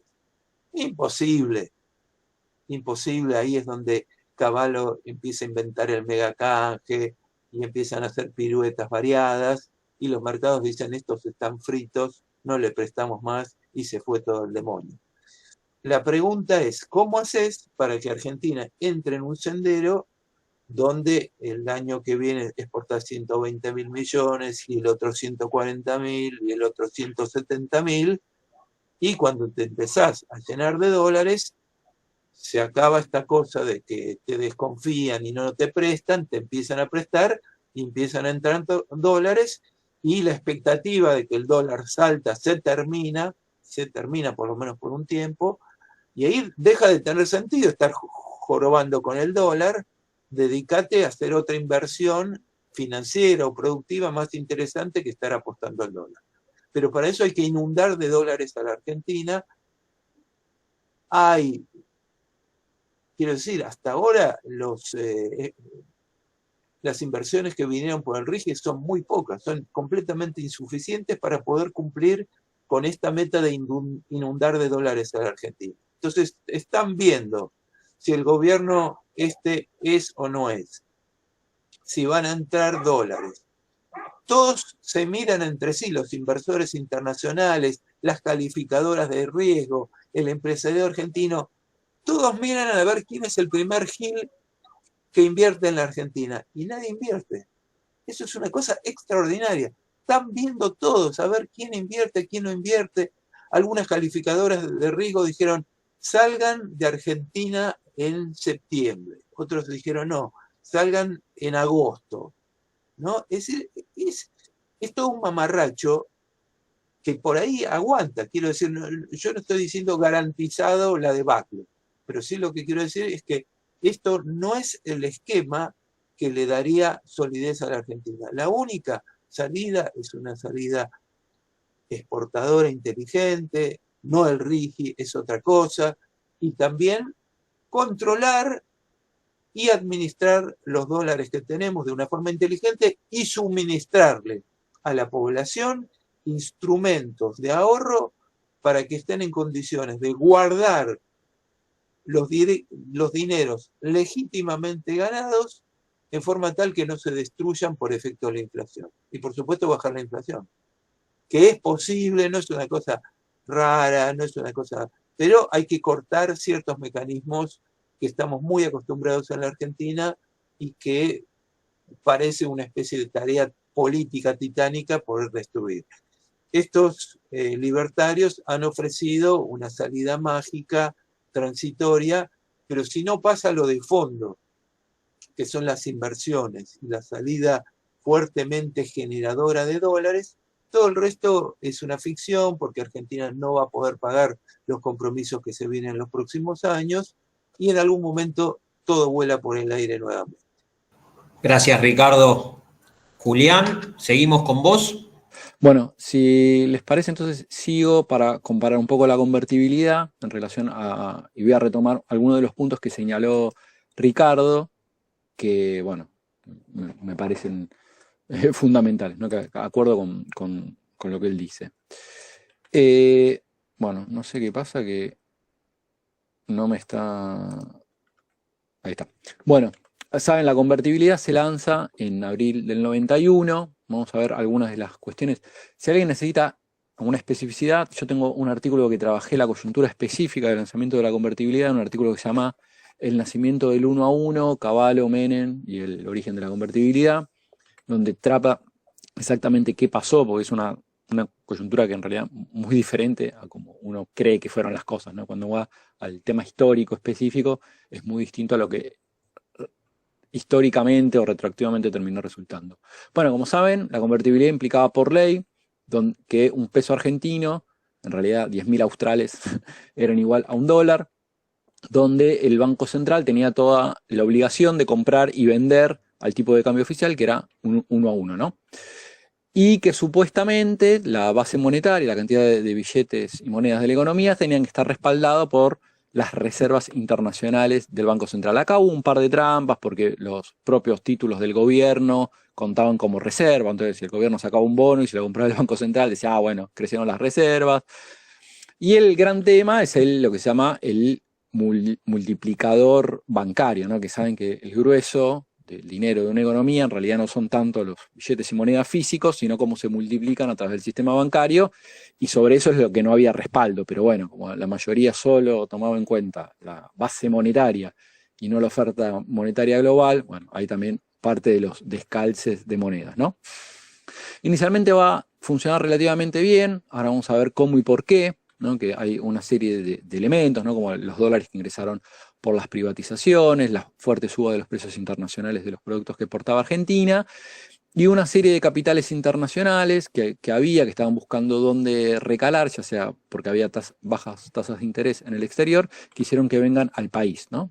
A su vez, la convertibilidad terminaba, por ahí el artículo más polémico, era con la indexación de contratos, que no sé si saben que la convertibilidad técnicamente todavía está vigente, solo este artículo, ¿no? Que prohíbe la indexación de contratos. Entonces, por ejemplo, más reclamado en las familias, cuando por ejemplo, el caso más común es el de las madres que reclaman la actualización de los pagos por parte de los padres, que no se reactualiza. Entonces, cuando hay alta inflación, queda muy atrasada la cuota alimentaria.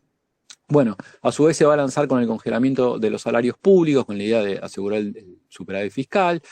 Se van a eliminar las retenciones agropecuarias. Fíjense esta contradicción, ¿no? Donde supuestamente la prioridad era atender y atacar la cuestión fiscal, y para eso tenían como excusa pues, congelar los salarios públicos, pero le bajan las retenciones a los sectores agropecuarios, ¿no? ¿Cuál era la idea de esto? Era subir las exportaciones.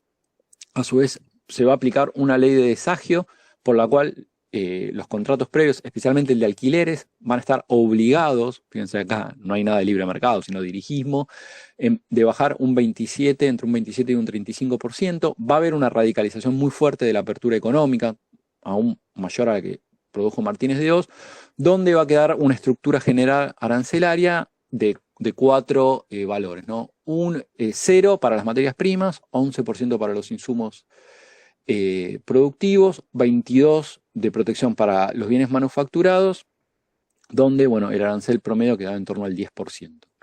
Fijémonos que inicialmente realmente la convertibilidad va a ser muy exitosa. Fíjense, la inflación mensual de julio del 89 va a ser del 196%, acá en plena hiperinflación. Después va a bajar un par de meses donde va a venir el segundo pico hiperinflacionario, que acá se va a ir Rapanelli y va a venir Herman González. Va a caer después la inflación, se va a salir de lo peor. Durante el segundo semestre del 90 parece que la cosa se tranquiliza, hasta que viene una nueva corrida bancaria y cambiaria que se va a llevar puesto a Herman González, y por eso va a asumir Cavallo, ¿no? Y cuando parecía que iba a venir la tercera hiperinflación, bueno, lanzan la convertibilidad y la inflación queda controlada, ¿no? Entonces, esto como Argentina, año verde, ¿no? Un país sin inflación. Fijémonos el PBI trimestral, que durante los 80 queda prácticamente estancado, ¿no? Con subas y bajas, pero prácticamente estancado, donde el tramo final hay una caída neta. A partir de la convertibilidad va a tener una recuperación, donde hay años que la economía va a crecer 7, 8, 9%. Fijémonos en la pobreza. Los años finales de Alfonsín, la pobreza estaba en torno al 30%, con la hiper va a tocar casi el 50%, y después, a partir de la convertibilidad, los primeros 4 o 5 años, la pobreza va a caer prácticamente todos los años. Va a llegar a ser casi el 15%. Esto es en general el menemismo que no recordamos, ¿no? Pero yo lo traigo a colación porque es importante también entender el apoyo social que tuvo, porque, bueno, efectivamente ha tenido logros que deben ser remarcados, pero tenemos que entender también las trampas de estos logros, porque Milei también se jacta un poco de estoy bajando la pobreza. Bueno, ahora vamos a ver un poco y discutir exactamente qué es lo que está pasando ahí. Fijémonos en las exportaciones, que en la década del 80 estaban en torno a los 8.000 millones de dólares, con un derrumbe final, ¿no? Sobre la década. Ya en el 94 estaban en 16.000 millones las exportaciones. Duplicaron el promedio de la década de los 80. O sea, que por todos lados brillaba. El sector financiero, otra vez, un estancamiento con una caída final sobre el final de la década y una recuperación espectacular el primer quinquenio de los 90, ¿no? O sea, la convertibilidad, entonces, termina con la hiper, estabiliza la economía, logra una gran expansión, se recuperan los salarios, baja la pobreza.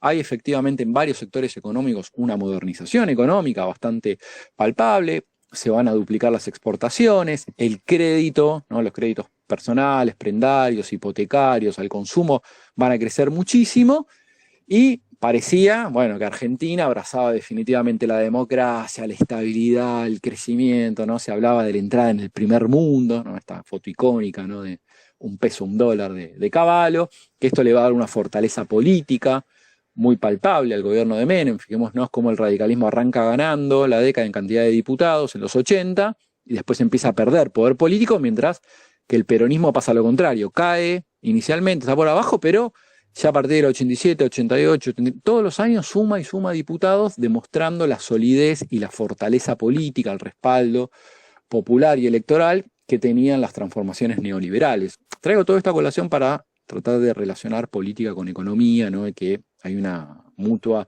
correlación, ¿no? Cuando anda bien la economía, o por lo menos así es percibida por la sociedad, eso genera poder político, y ese poder político hace que el control económico sea más palpable. Y acá vienen un poco las preguntas. ¿Por qué podríamos decir que inicialmente, por lo menos en base a estos datos que yo estoy mostrando, por qué inicialmente funcionó tan bien la convertibilidad, ¿no? Bueno, en principio tenemos que decir que el año previo ya la estabilización venía más o menos funcionando, lo cual hacía que la fuerza de ciertos sectores o de ciertas variables se estuviera estabilizando, entonces era más controlable. Lo peor de la hiper ya iba perdiendo fuerza, se estaba logrando un proceso de alineamiento de los precios relativos de la economía, que estaban alcanzando cierto equilibrio. Entonces Cavallo no es que arranca desde el cero, a su vez Cavallo cuando asume arranca desde lo peor del último pánico cambiario, con los ataques especulativos que ya no tenían la misma fuerza que en el 89 o que en el 90, entonces se agarra la cosa un poco bastante más domada, y a su vez no escatimó en 4 o 5 costos que quiero mencionar que son fundamentales, ¿no? Uno tiene que ver con la cuestión laboral, la productiva, los costos externos de deuda y competitivos para la economía. ¿A qué me refiero? Bueno, los costos comerciales, bueno, que en principio se aplicó como mencioné, una radicalización de la apertura económica. ¿Para qué? Para favorecer la entrada de bienes importados, para disciplinar precios vía la competencia externa, ¿no? Que esto es algo bastante parecido a lo que está haciendo Milei. Si vos querés controlar a veces la inflación, todos los gobiernos apelan a esto porque es una herramienta que, después del tipo de cambio controlado y pisar las tarifas, bueno, abrir la economía realmente es una herramienta que te ayuda.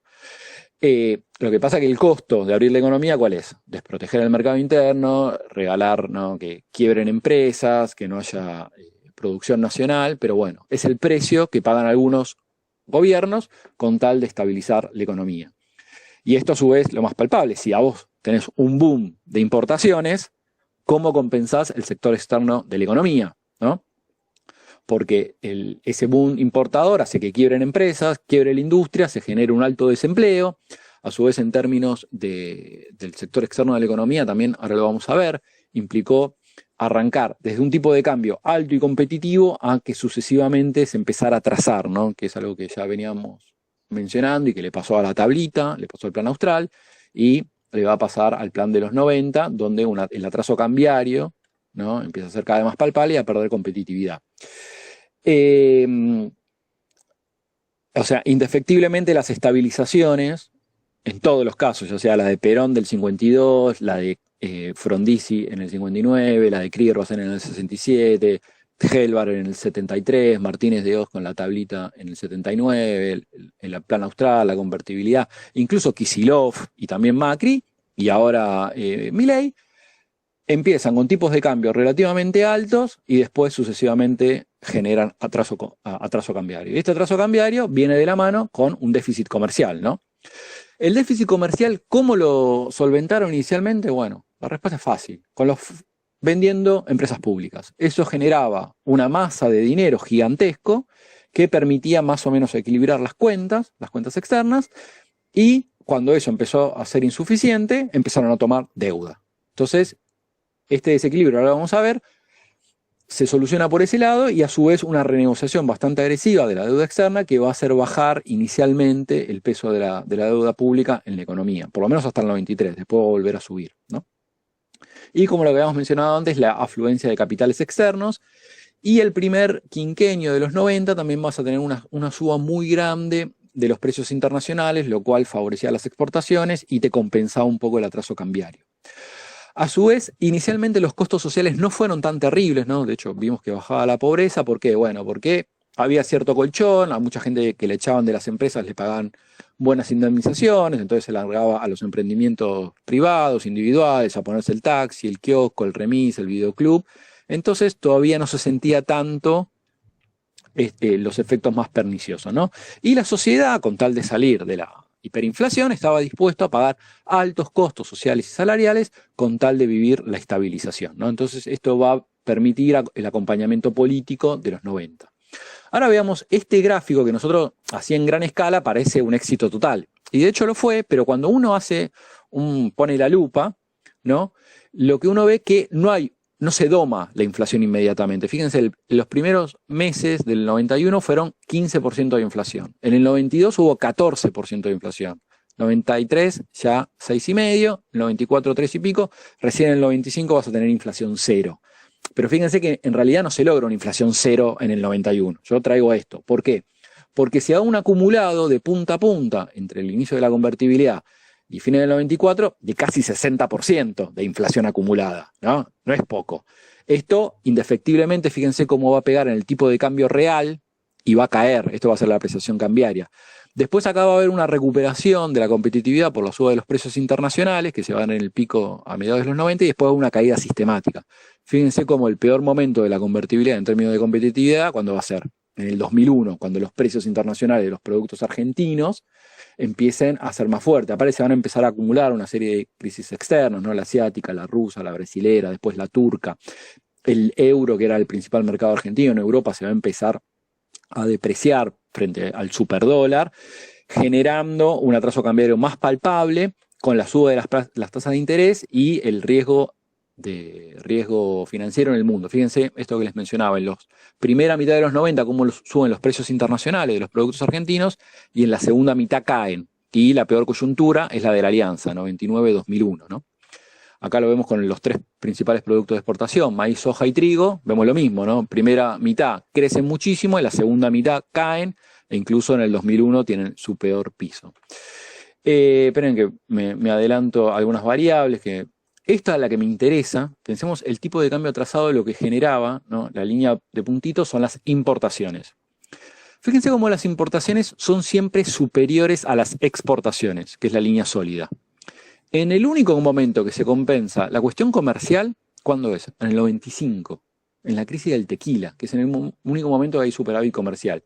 Después, cuando vuelve el próximo ciclo de recuperación, hay una disparada de las importaciones, siempre muy arriba de las exportaciones. Fíjense cómo permanentemente hay un déficit comercial que se empieza a acumular todos los años. ¿Cuándo vuelve a haber un superávit comercial? En el 2001, en plena recesión económica. Entonces fíjense que la convertibilidad, si crecía la economía, indefectiblemente crecía el saldo comercial negativo. La pregunta es, ¿no? Y la desindustrialización también. Fijémonos cómo desaparece, va cayendo el tejido productivo en el país. Esto de los empleados públicos, fijémonos, bueno, ferrocarriles, cómo arrancan con casi 95.000 empleados públicos y en el 98 ya tenés 15.000, ¿no? Acá seleccioné algunas de las empresas más grandes.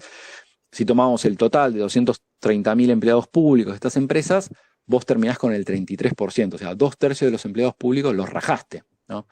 El salario, que los primeros 2 años va a tener una recuperación, a partir del 93 va a tener una caída prácticamente sistemática todos los años. A su vez, si veíamos que la pobreza estaba cayendo los primeros años, fíjense el salto que va a pegar, del casi 17% en el 93 a más del doble en el 2001. Entonces acá también es interesante porque muchas veces se dice que para bajar la pobreza hay que controlar la inflación. Bueno, esto no es tan así, porque uno ve que en la segunda mitad de los 90 vos tenías inflación cero y la pobreza subía prácticamente todos los años. Se torna duplicándose, ¿no? Entonces, bueno, acá es importante. También hay que ver por el lado del empleo.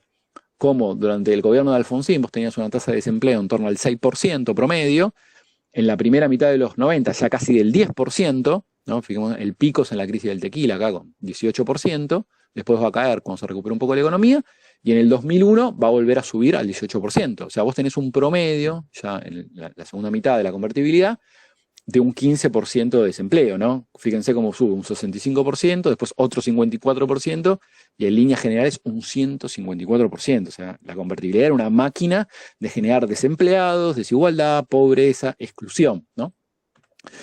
Y acá lo interesante, ¿cómo se explica este crecimiento sistemático de la deuda externa? Que pasa de 58.000 millones de dólares en el 92 a 144.000 millones en el 2001, ¿no? Un crecimiento se duplica la deuda externa.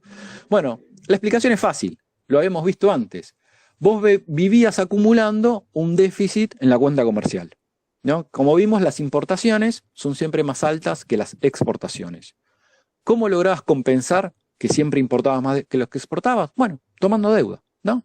Te endeudabas sistemáticamente para sostener la convertibilidad. Esta relación entre crecimiento de la deuda externa y el atraso cambiario y la apertura económica es lo que explica el crecimiento de la deuda externa, ¿no? Esperen que me salto esto para pasar directamente un poco a la actualidad y recuperar algunos de los puntos que señalaba recién Ricardo, ¿no? Para pensar el gobierno de Milei. Pensemos de acá al futuro, ¿qué es lo que viene? De lo que queda el resto del año hay que pagar 9.000 millones de dólares de deuda. El año que viene, 16.000 y en 2027, 20.000 millones, ¿no? Entonces vos tenés acumulado, de acá a que termine el gobierno de Milei, tenés que pagar 35.000 millones de dólares de deuda externa. ¿Está bien? Y los próximos años todavía más. Fijémonos, el riesgo país está en torno, bueno, esto lo saqué el 18 de junio, en torno a 700 puntos, cuando el promedio de la región es 406, y vos necesitas más o menos un riesgo país en torno a los 500 o un poco menos para salir a los mercados financieros internacionales. ¿Por qué? Porque esta cantidad de deuda vos no la podés pagar. Argentina no puede pagar esta deuda, ¿no? Y el tema que, como mencionaba Ricardo, vos para poder salir a los mercados que te presten esa plata necesitas tener un riesgo país bajo, no un riesgo país que sea bajo, que te permita el refinanciamiento. El tema que la estrategia central hasta ahora para captar fondos, que entren los capitales de afuera y que compren los bonos y eso haga caer el riesgo país, ha sido el carry trade, ¿no? El tema que acá la curva de carry trade, esto perdón si es demasiado técnico, ¿no? Si uno acá analiza las BONCAP y las letras de capitalización, fíjense, según los vencimientos, con qué dólar te permiten ganar plata en cuál perder, ¿no? Vos hoy tenés un dólar el dólar MEP de 1.196, ¿no? Un dólar de 1.200. Si el dólar para el 31 de julio está por arriba de 1.234, no te conviene comprar esta letra, ¿no? Y así la de mediados de agosto necesitas que el dólar esté por debajo de 1.251, la de fin de septiembre en torno a 1.300, ¿no? Y acá te da más o menos el rendimiento en relación a hoy. ¿Por qué menciono esto? Porque fíjense, acá empiezan las contradicciones, algunas del programa económico. Fíjense lo que decían, ¿no? Que ellos tienen supuestamente, porque están interviniendo fanáticamente en el dólar futuro. Ellos dicen, fíjense tan libertarios que son, que no dejan correr a los mercados libremente, sino que están interviniendo. ¿Por qué? Fíjense acá lo que estaban haciendo, ¿no? Como en marzo intervinieron, mayo, y en abril ya están en 2.000 millones de dólares por mes actuando en futuros.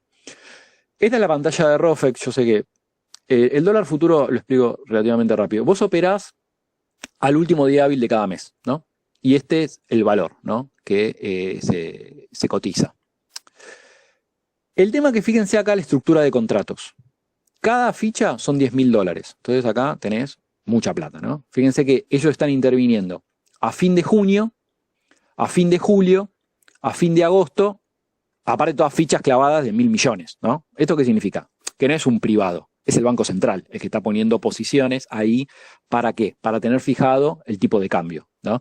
Fíjense cómo te da para fin de junio, que es el lunes, te da casi 1.200, el mes siguiente 1.230. Para fin de año tenemos un dólar casi en 1.400, ¿no? Pero fíjense que acá no son mercados libres operando. El que está operando fuerte es el Banco Central, está anclando posiciones. Y acá, fíjense el mercado, cuando está rojo es que está caído, ¿no? Que tiende a caer el tipo de cambio a fin de mes. Y cuando está verde, estos son los volúmenes operados, ¿no?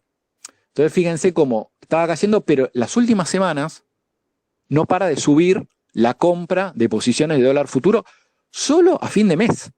¿Por qué? Porque están viendo que el dólar se les empieza a escapar, que no lo van a poder sostener. ¿Por qué no lo van a poder sostener? Bueno, porque en este momento estamos en el pico de liquidaciones del año por la cosecha, ¿no? Y encima, saben que a partir del 1 de julio se termina la baja de las retenciones. Entonces, todo lo que vos no liquides ahora, ya no lo van a liquidar después porque es ahora el momento de liquidar. El tema es que la segunda mitad del año, históricamente, es el momento de que el Banco Central tiene que vender dólares para estabilizar el tipo de cambio, porque, o sea, ya no entran dólares, sino que salen. La pregunta es, si en el pico de entrada de dólares el dólar en realidad no bajó, sino que siempre más o menos estuvo entre 1.150 y 1.200, o sea, no es que la parte de oferta te hizo derrumbar el tipo de cambio, sino que lo mantuviste estable. ¿Eso qué significa? Que cada vez que entran, en este momento, que es la avalancha de entrada de dólares, también tenés una avalancha de compra de dólares. Por eso se mantiene más o menos estabilizado entre la compra y la venta, y no se mueve mucho. Ahora, la segunda mitad del año, no vas a tener oferta de dólares, vas a tener solo demanda de dólares. Y encima la demanda, la segunda mitad del año, crece muchísimo. Entonces, si solo vas a tener una demanda, y una demanda mucho más fuerte que la actual, y no vas a tener oferta, el tipo de cambio, por definición, va a tender a subir y a subir mucho. Fijémonos el de diciembre lo mismo. Pensaban que lo tenían más o menos controlado y fíjense cómo las posiciones empiezan a ir subiendo. A su vez, fijémonos en la posición del AL 30, que es el bono con el cual vos operás el dólar MEP. Bueno, acá lo que está diciendo, fíjense la ficha que pusieron de 1.200 millones de dólares. Bueno, esto no es un operador común, o sea, no son los privados. Es el Banco Central que está armando posiciones precisamente para controlar la paridad y empujar el tipo de cambio, en este caso en pesos, para que no se te escape el tipo de cambio MEP. Y acá es algo que es interesante porque fijémonos cómo el balance de pagos es sumamente negativo y cómo se está agudizando producto del atraso cambiario. Desde que asumió Milei, les doy un número para que lo pensemos. Desde que asumió Milei, la balanza en turismo es negativa en 9.000 millones de dólares, ¿no? Desde que asumió Milei, en turismo se fueron 9.000 millones de dólares. ¿Saben cuánto fue el superávit del sector energético, incluyendo a Vaca Muerta? Fue de 6.000 millones de dólares. 6.000. O sea, hasta ahora Milei se patinó una vaca muerta y media. Todo lo que produjo el sector energético, que fueron 6.000 millones de dólares en exportaciones, bueno, el sector turístico, solo el turismo, se patinó 9. La pregunta es, con el atraso cambiario, ¿no? Y aparte la demanda de importaciones que no para de crecer, y ya la segunda mitad del año no vas a tener oferta de dólares. Ahora muestro un gráfico más. La oferta de dólares no la vas a tener. Y encima, recordemos un punto. Las posiciones de carry trade, por definición, vos al carry trade entrás para salir, ¿no? O sea, nadie se queda al carry trade forever. La idea es entrar con una determinada cantidad de dólares y en un momento salir. Bueno, cuando ves, ahora no traje los gráficos para no hacerlo muy largo, pero cuando uno consulta, ve las principales posiciones, dónde están armadas, bueno, están para salir en agosto y septiembre, antes de las elecciones, ¿no? Porque saben que el último en desarmar posiciones, el dólar se le va a escapar y no va a cobrar nada, se le va a licuar la posición, los dólares que tuvo. Entonces, ¿qué pasa? Pensemos de acá en adelante. En julio, ya a partir del mes que es la semana que viene, empiezan primero las vacaciones de invierno. Bueno, ahí vos vas a tener un drenaje de divisas altísimo por la cuestión de turismo. Entonces, fíjense que cuando vimos el gráfico anterior, el sector que más está deteriorando el balance de pagos es el sector turismo. Entonces, ahora se viene un nuevo embate a ese sector. La pregunta, ¿cómo lo vas a compensar? Porque también el 1 de julio vence la baja de las retenciones.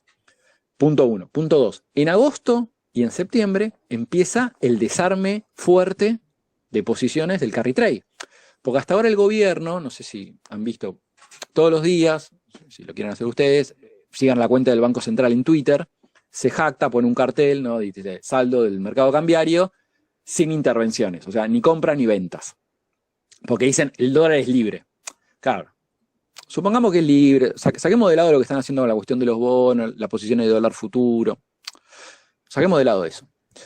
El tema es qué van a hacer cuando la presión compradora, ya sea por turismo, por el desarme de posiciones, por el nerviosismo electoral, empiece a empujar el tipo de cambio o las importaciones empiezan a a empujar fuertísimo el dólar para arriba. ¿Qué van a hacer? Bueno, como quieren llegar con el dólar más o menos calmado a las elecciones, ¿qué van a decir? Empiezo a vender. Es el Banco Central el que va a empezar a desprenderse de reservas para controlar el tipo de cambio. Cuando el Banco Central por ley, está obligado a publicar todo lo que vende por día en el mercado cambiario, los agentes financieros le van a decir, ya no es más libre. No es que podés poner el cartel de sin intervención. Vas a tener que poner posiciones, ¿no? de que estás interviniendo. Y el tema, intervenís porque no podés controlar el tipo de cambio. Déjenme mostrar el último gráfico y ya con esto cierro, pero me interesa que lo discutamos y lo pensemos. No sé si ven acá la pantalla de TradingView. Ahí está. Voy a cargar para que no sepan, bueno, el dólar más, el bono más operado es el AL30, ¿no? Es como el dólar insignia. Y vos tenés varias especies, en pesos, y el C, que es el dólar cable, ¿no? Entonces yo pongo el bono operado en pesos y vendido contra cable. Esta relación es lo que te da el contado con liqui, ¿no? Vemos la evolución del contado con liqui en los últimos... esperen que lo pongo en línea. En el último año y medio. Cuando asume Milei en diciembre del 23, hay un salto del contado con liqui que pasa de 1000 más o menos a 1300. ¿No? Acá lo ven, está más o menos 1300. ¿Qué pasa? En marzo empieza la cosecha, cae el contado con liqui y lo tienen más o menos en torno a 1000, 1050. Se termina la cosecha. Fíjense que pasa de 1050 más o menos a 1450, o sea, repito, de 1050 a 1450. O sea, estos picos en julio, ¿no? 1450.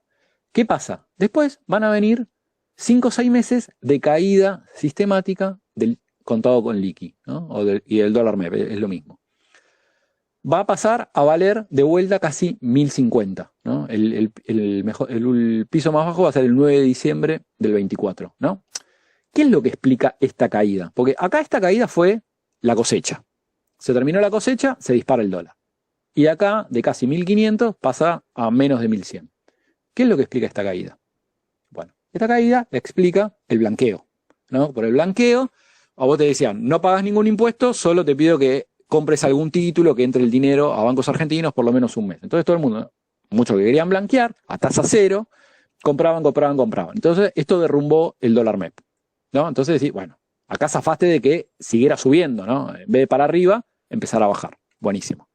Terminó el blanqueo en diciembre y otra vez pasó de casi 1050 a casi 1400 en abril, que acá es donde sacan el cepo, ¿no? Entonces, vos de acá vuelve a subir unos 300 pesos.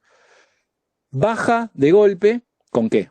Con el desembolso del fondo y otros organismos financieros internacionales, que te baja de casi 1400 a 1050, 1200, ¿no? Y acá más o menos está lateralizando. ¿A qué es lo que voy con esto? ¿Por qué me interesa compartirles este gráfico? Porque lo que vemos que el tipo de cambio, como señalaba también Ricardo, primero no es libre y lo pudieron bajar las 2 veces anteriores, una con la cosecha extraordinaria del año anterior, porque era muy competitivo inicialmente el tipo de cambio, la segunda con el blanqueo, entonces no fueron méritos propios o la consistencia macroeconómica del modelo, y la tercera vez por un crédito extraordinario que interviene el FMI. El tema es, cuando vos en ningún momento lo lográs por medios propios, porque el blanqueo lo podés hacer una sola vez, ¿no? Inicialmente tenías un tipo de cambio ultra competitivo, lo perdiste. Después metiste el blanqueo, que lo podés meter una vez. Listo, te salió bien. Metés la segunda, te dan 20.000 millones, lo bajás. Ahora, ¿vas a tener otra más para volver a bajarlo? Y la pregunta es, ¿vas a conseguir los 35.000 millones de dólares que tenés que pagar desde acá al fin del mandato de Milei de deuda? Porque acá los operadores financieros te hacen las cuentas, te dicen, ¿vas a llegar a conseguir esa plata? Porque si vos no conseguís esa plata, dice, tengo que salir de Argentina ahora, ¿no? Entonces, y que se calza con el desarme de posiciones especulativas del carry trade. tengo que salir ahora, porque si, yo creo que no van a llegar a rolear, ¿no? A renovar toda esa deuda, tengo que salir ahora, ¿no? Para no ser el último. Y el tema es que si salen, va a empezar a meter una presión sobre el tipo de cambio, más todos los factores reales, estacionales y coyunturales del tipo de cambio, que va a ser una presión muy fuerte y también va a imposibilitar la renovación de la deuda. Entonces acá se te acumulan dos cosas, que te van a meter una presión muy fuerte sobre el tipo de cambio, probablemente un default, y esas dos cosas van a ir de la mano de una aceleración de la inflación.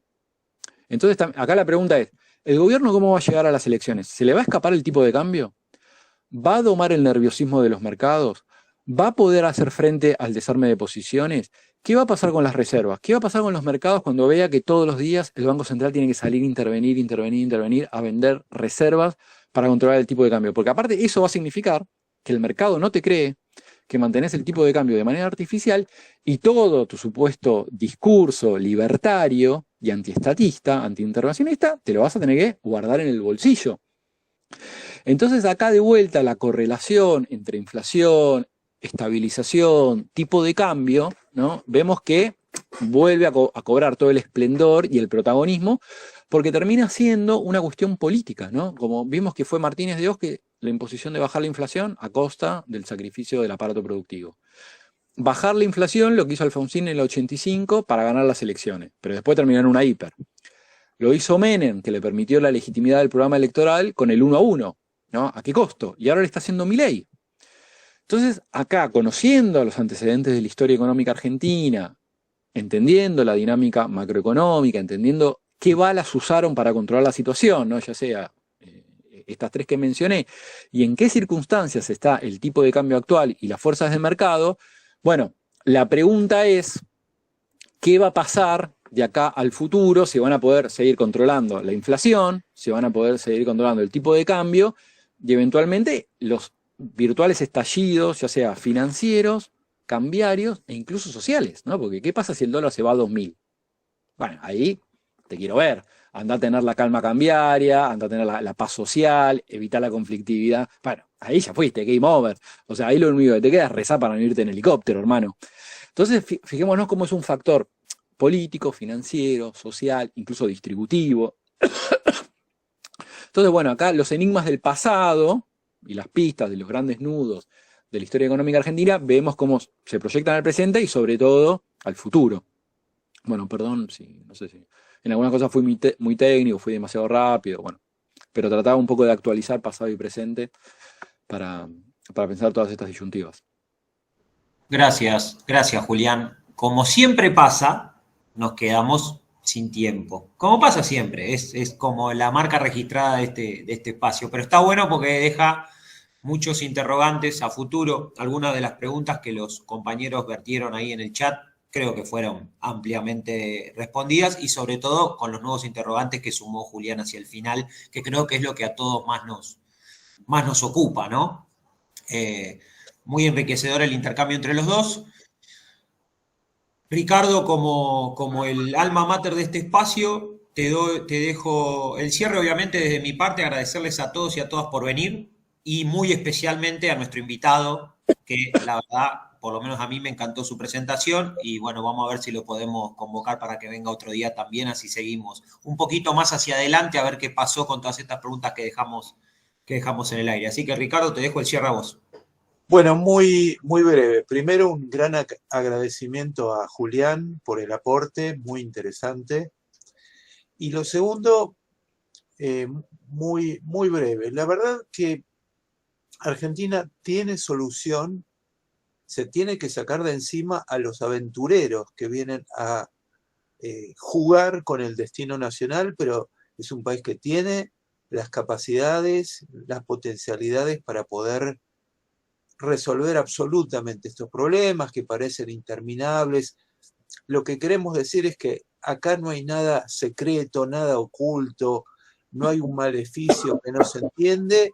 Económicamente esto tiene solución, tiene respuesta, el tema de la deuda, el tema de la inflación, el tema del presupuesto público, son cuestiones que se pueden resolver en un país como la Argentina y Por supuesto que la respuesta está pasando en este momento por otro lado, no por el problema de la técnica económica, sino de contar con una clase dirigente a la altura de las necesidades de la Argentina. Bueno, muchas gracias por la presencia de ustedes. Un abrazo para Diego y bueno, lamentablemente me tengo que ir a otra actividad. Bueno, gracias Ricardo, Julián, muchas gracias. Esperamos verte de vuelta. Gracias a todos y a todas de vuelta por venir. Y nos seguimos encontrando. Saben que siempre abrimos este espacio para todos y para todas. Muchas gracias, que tengan buenas noches.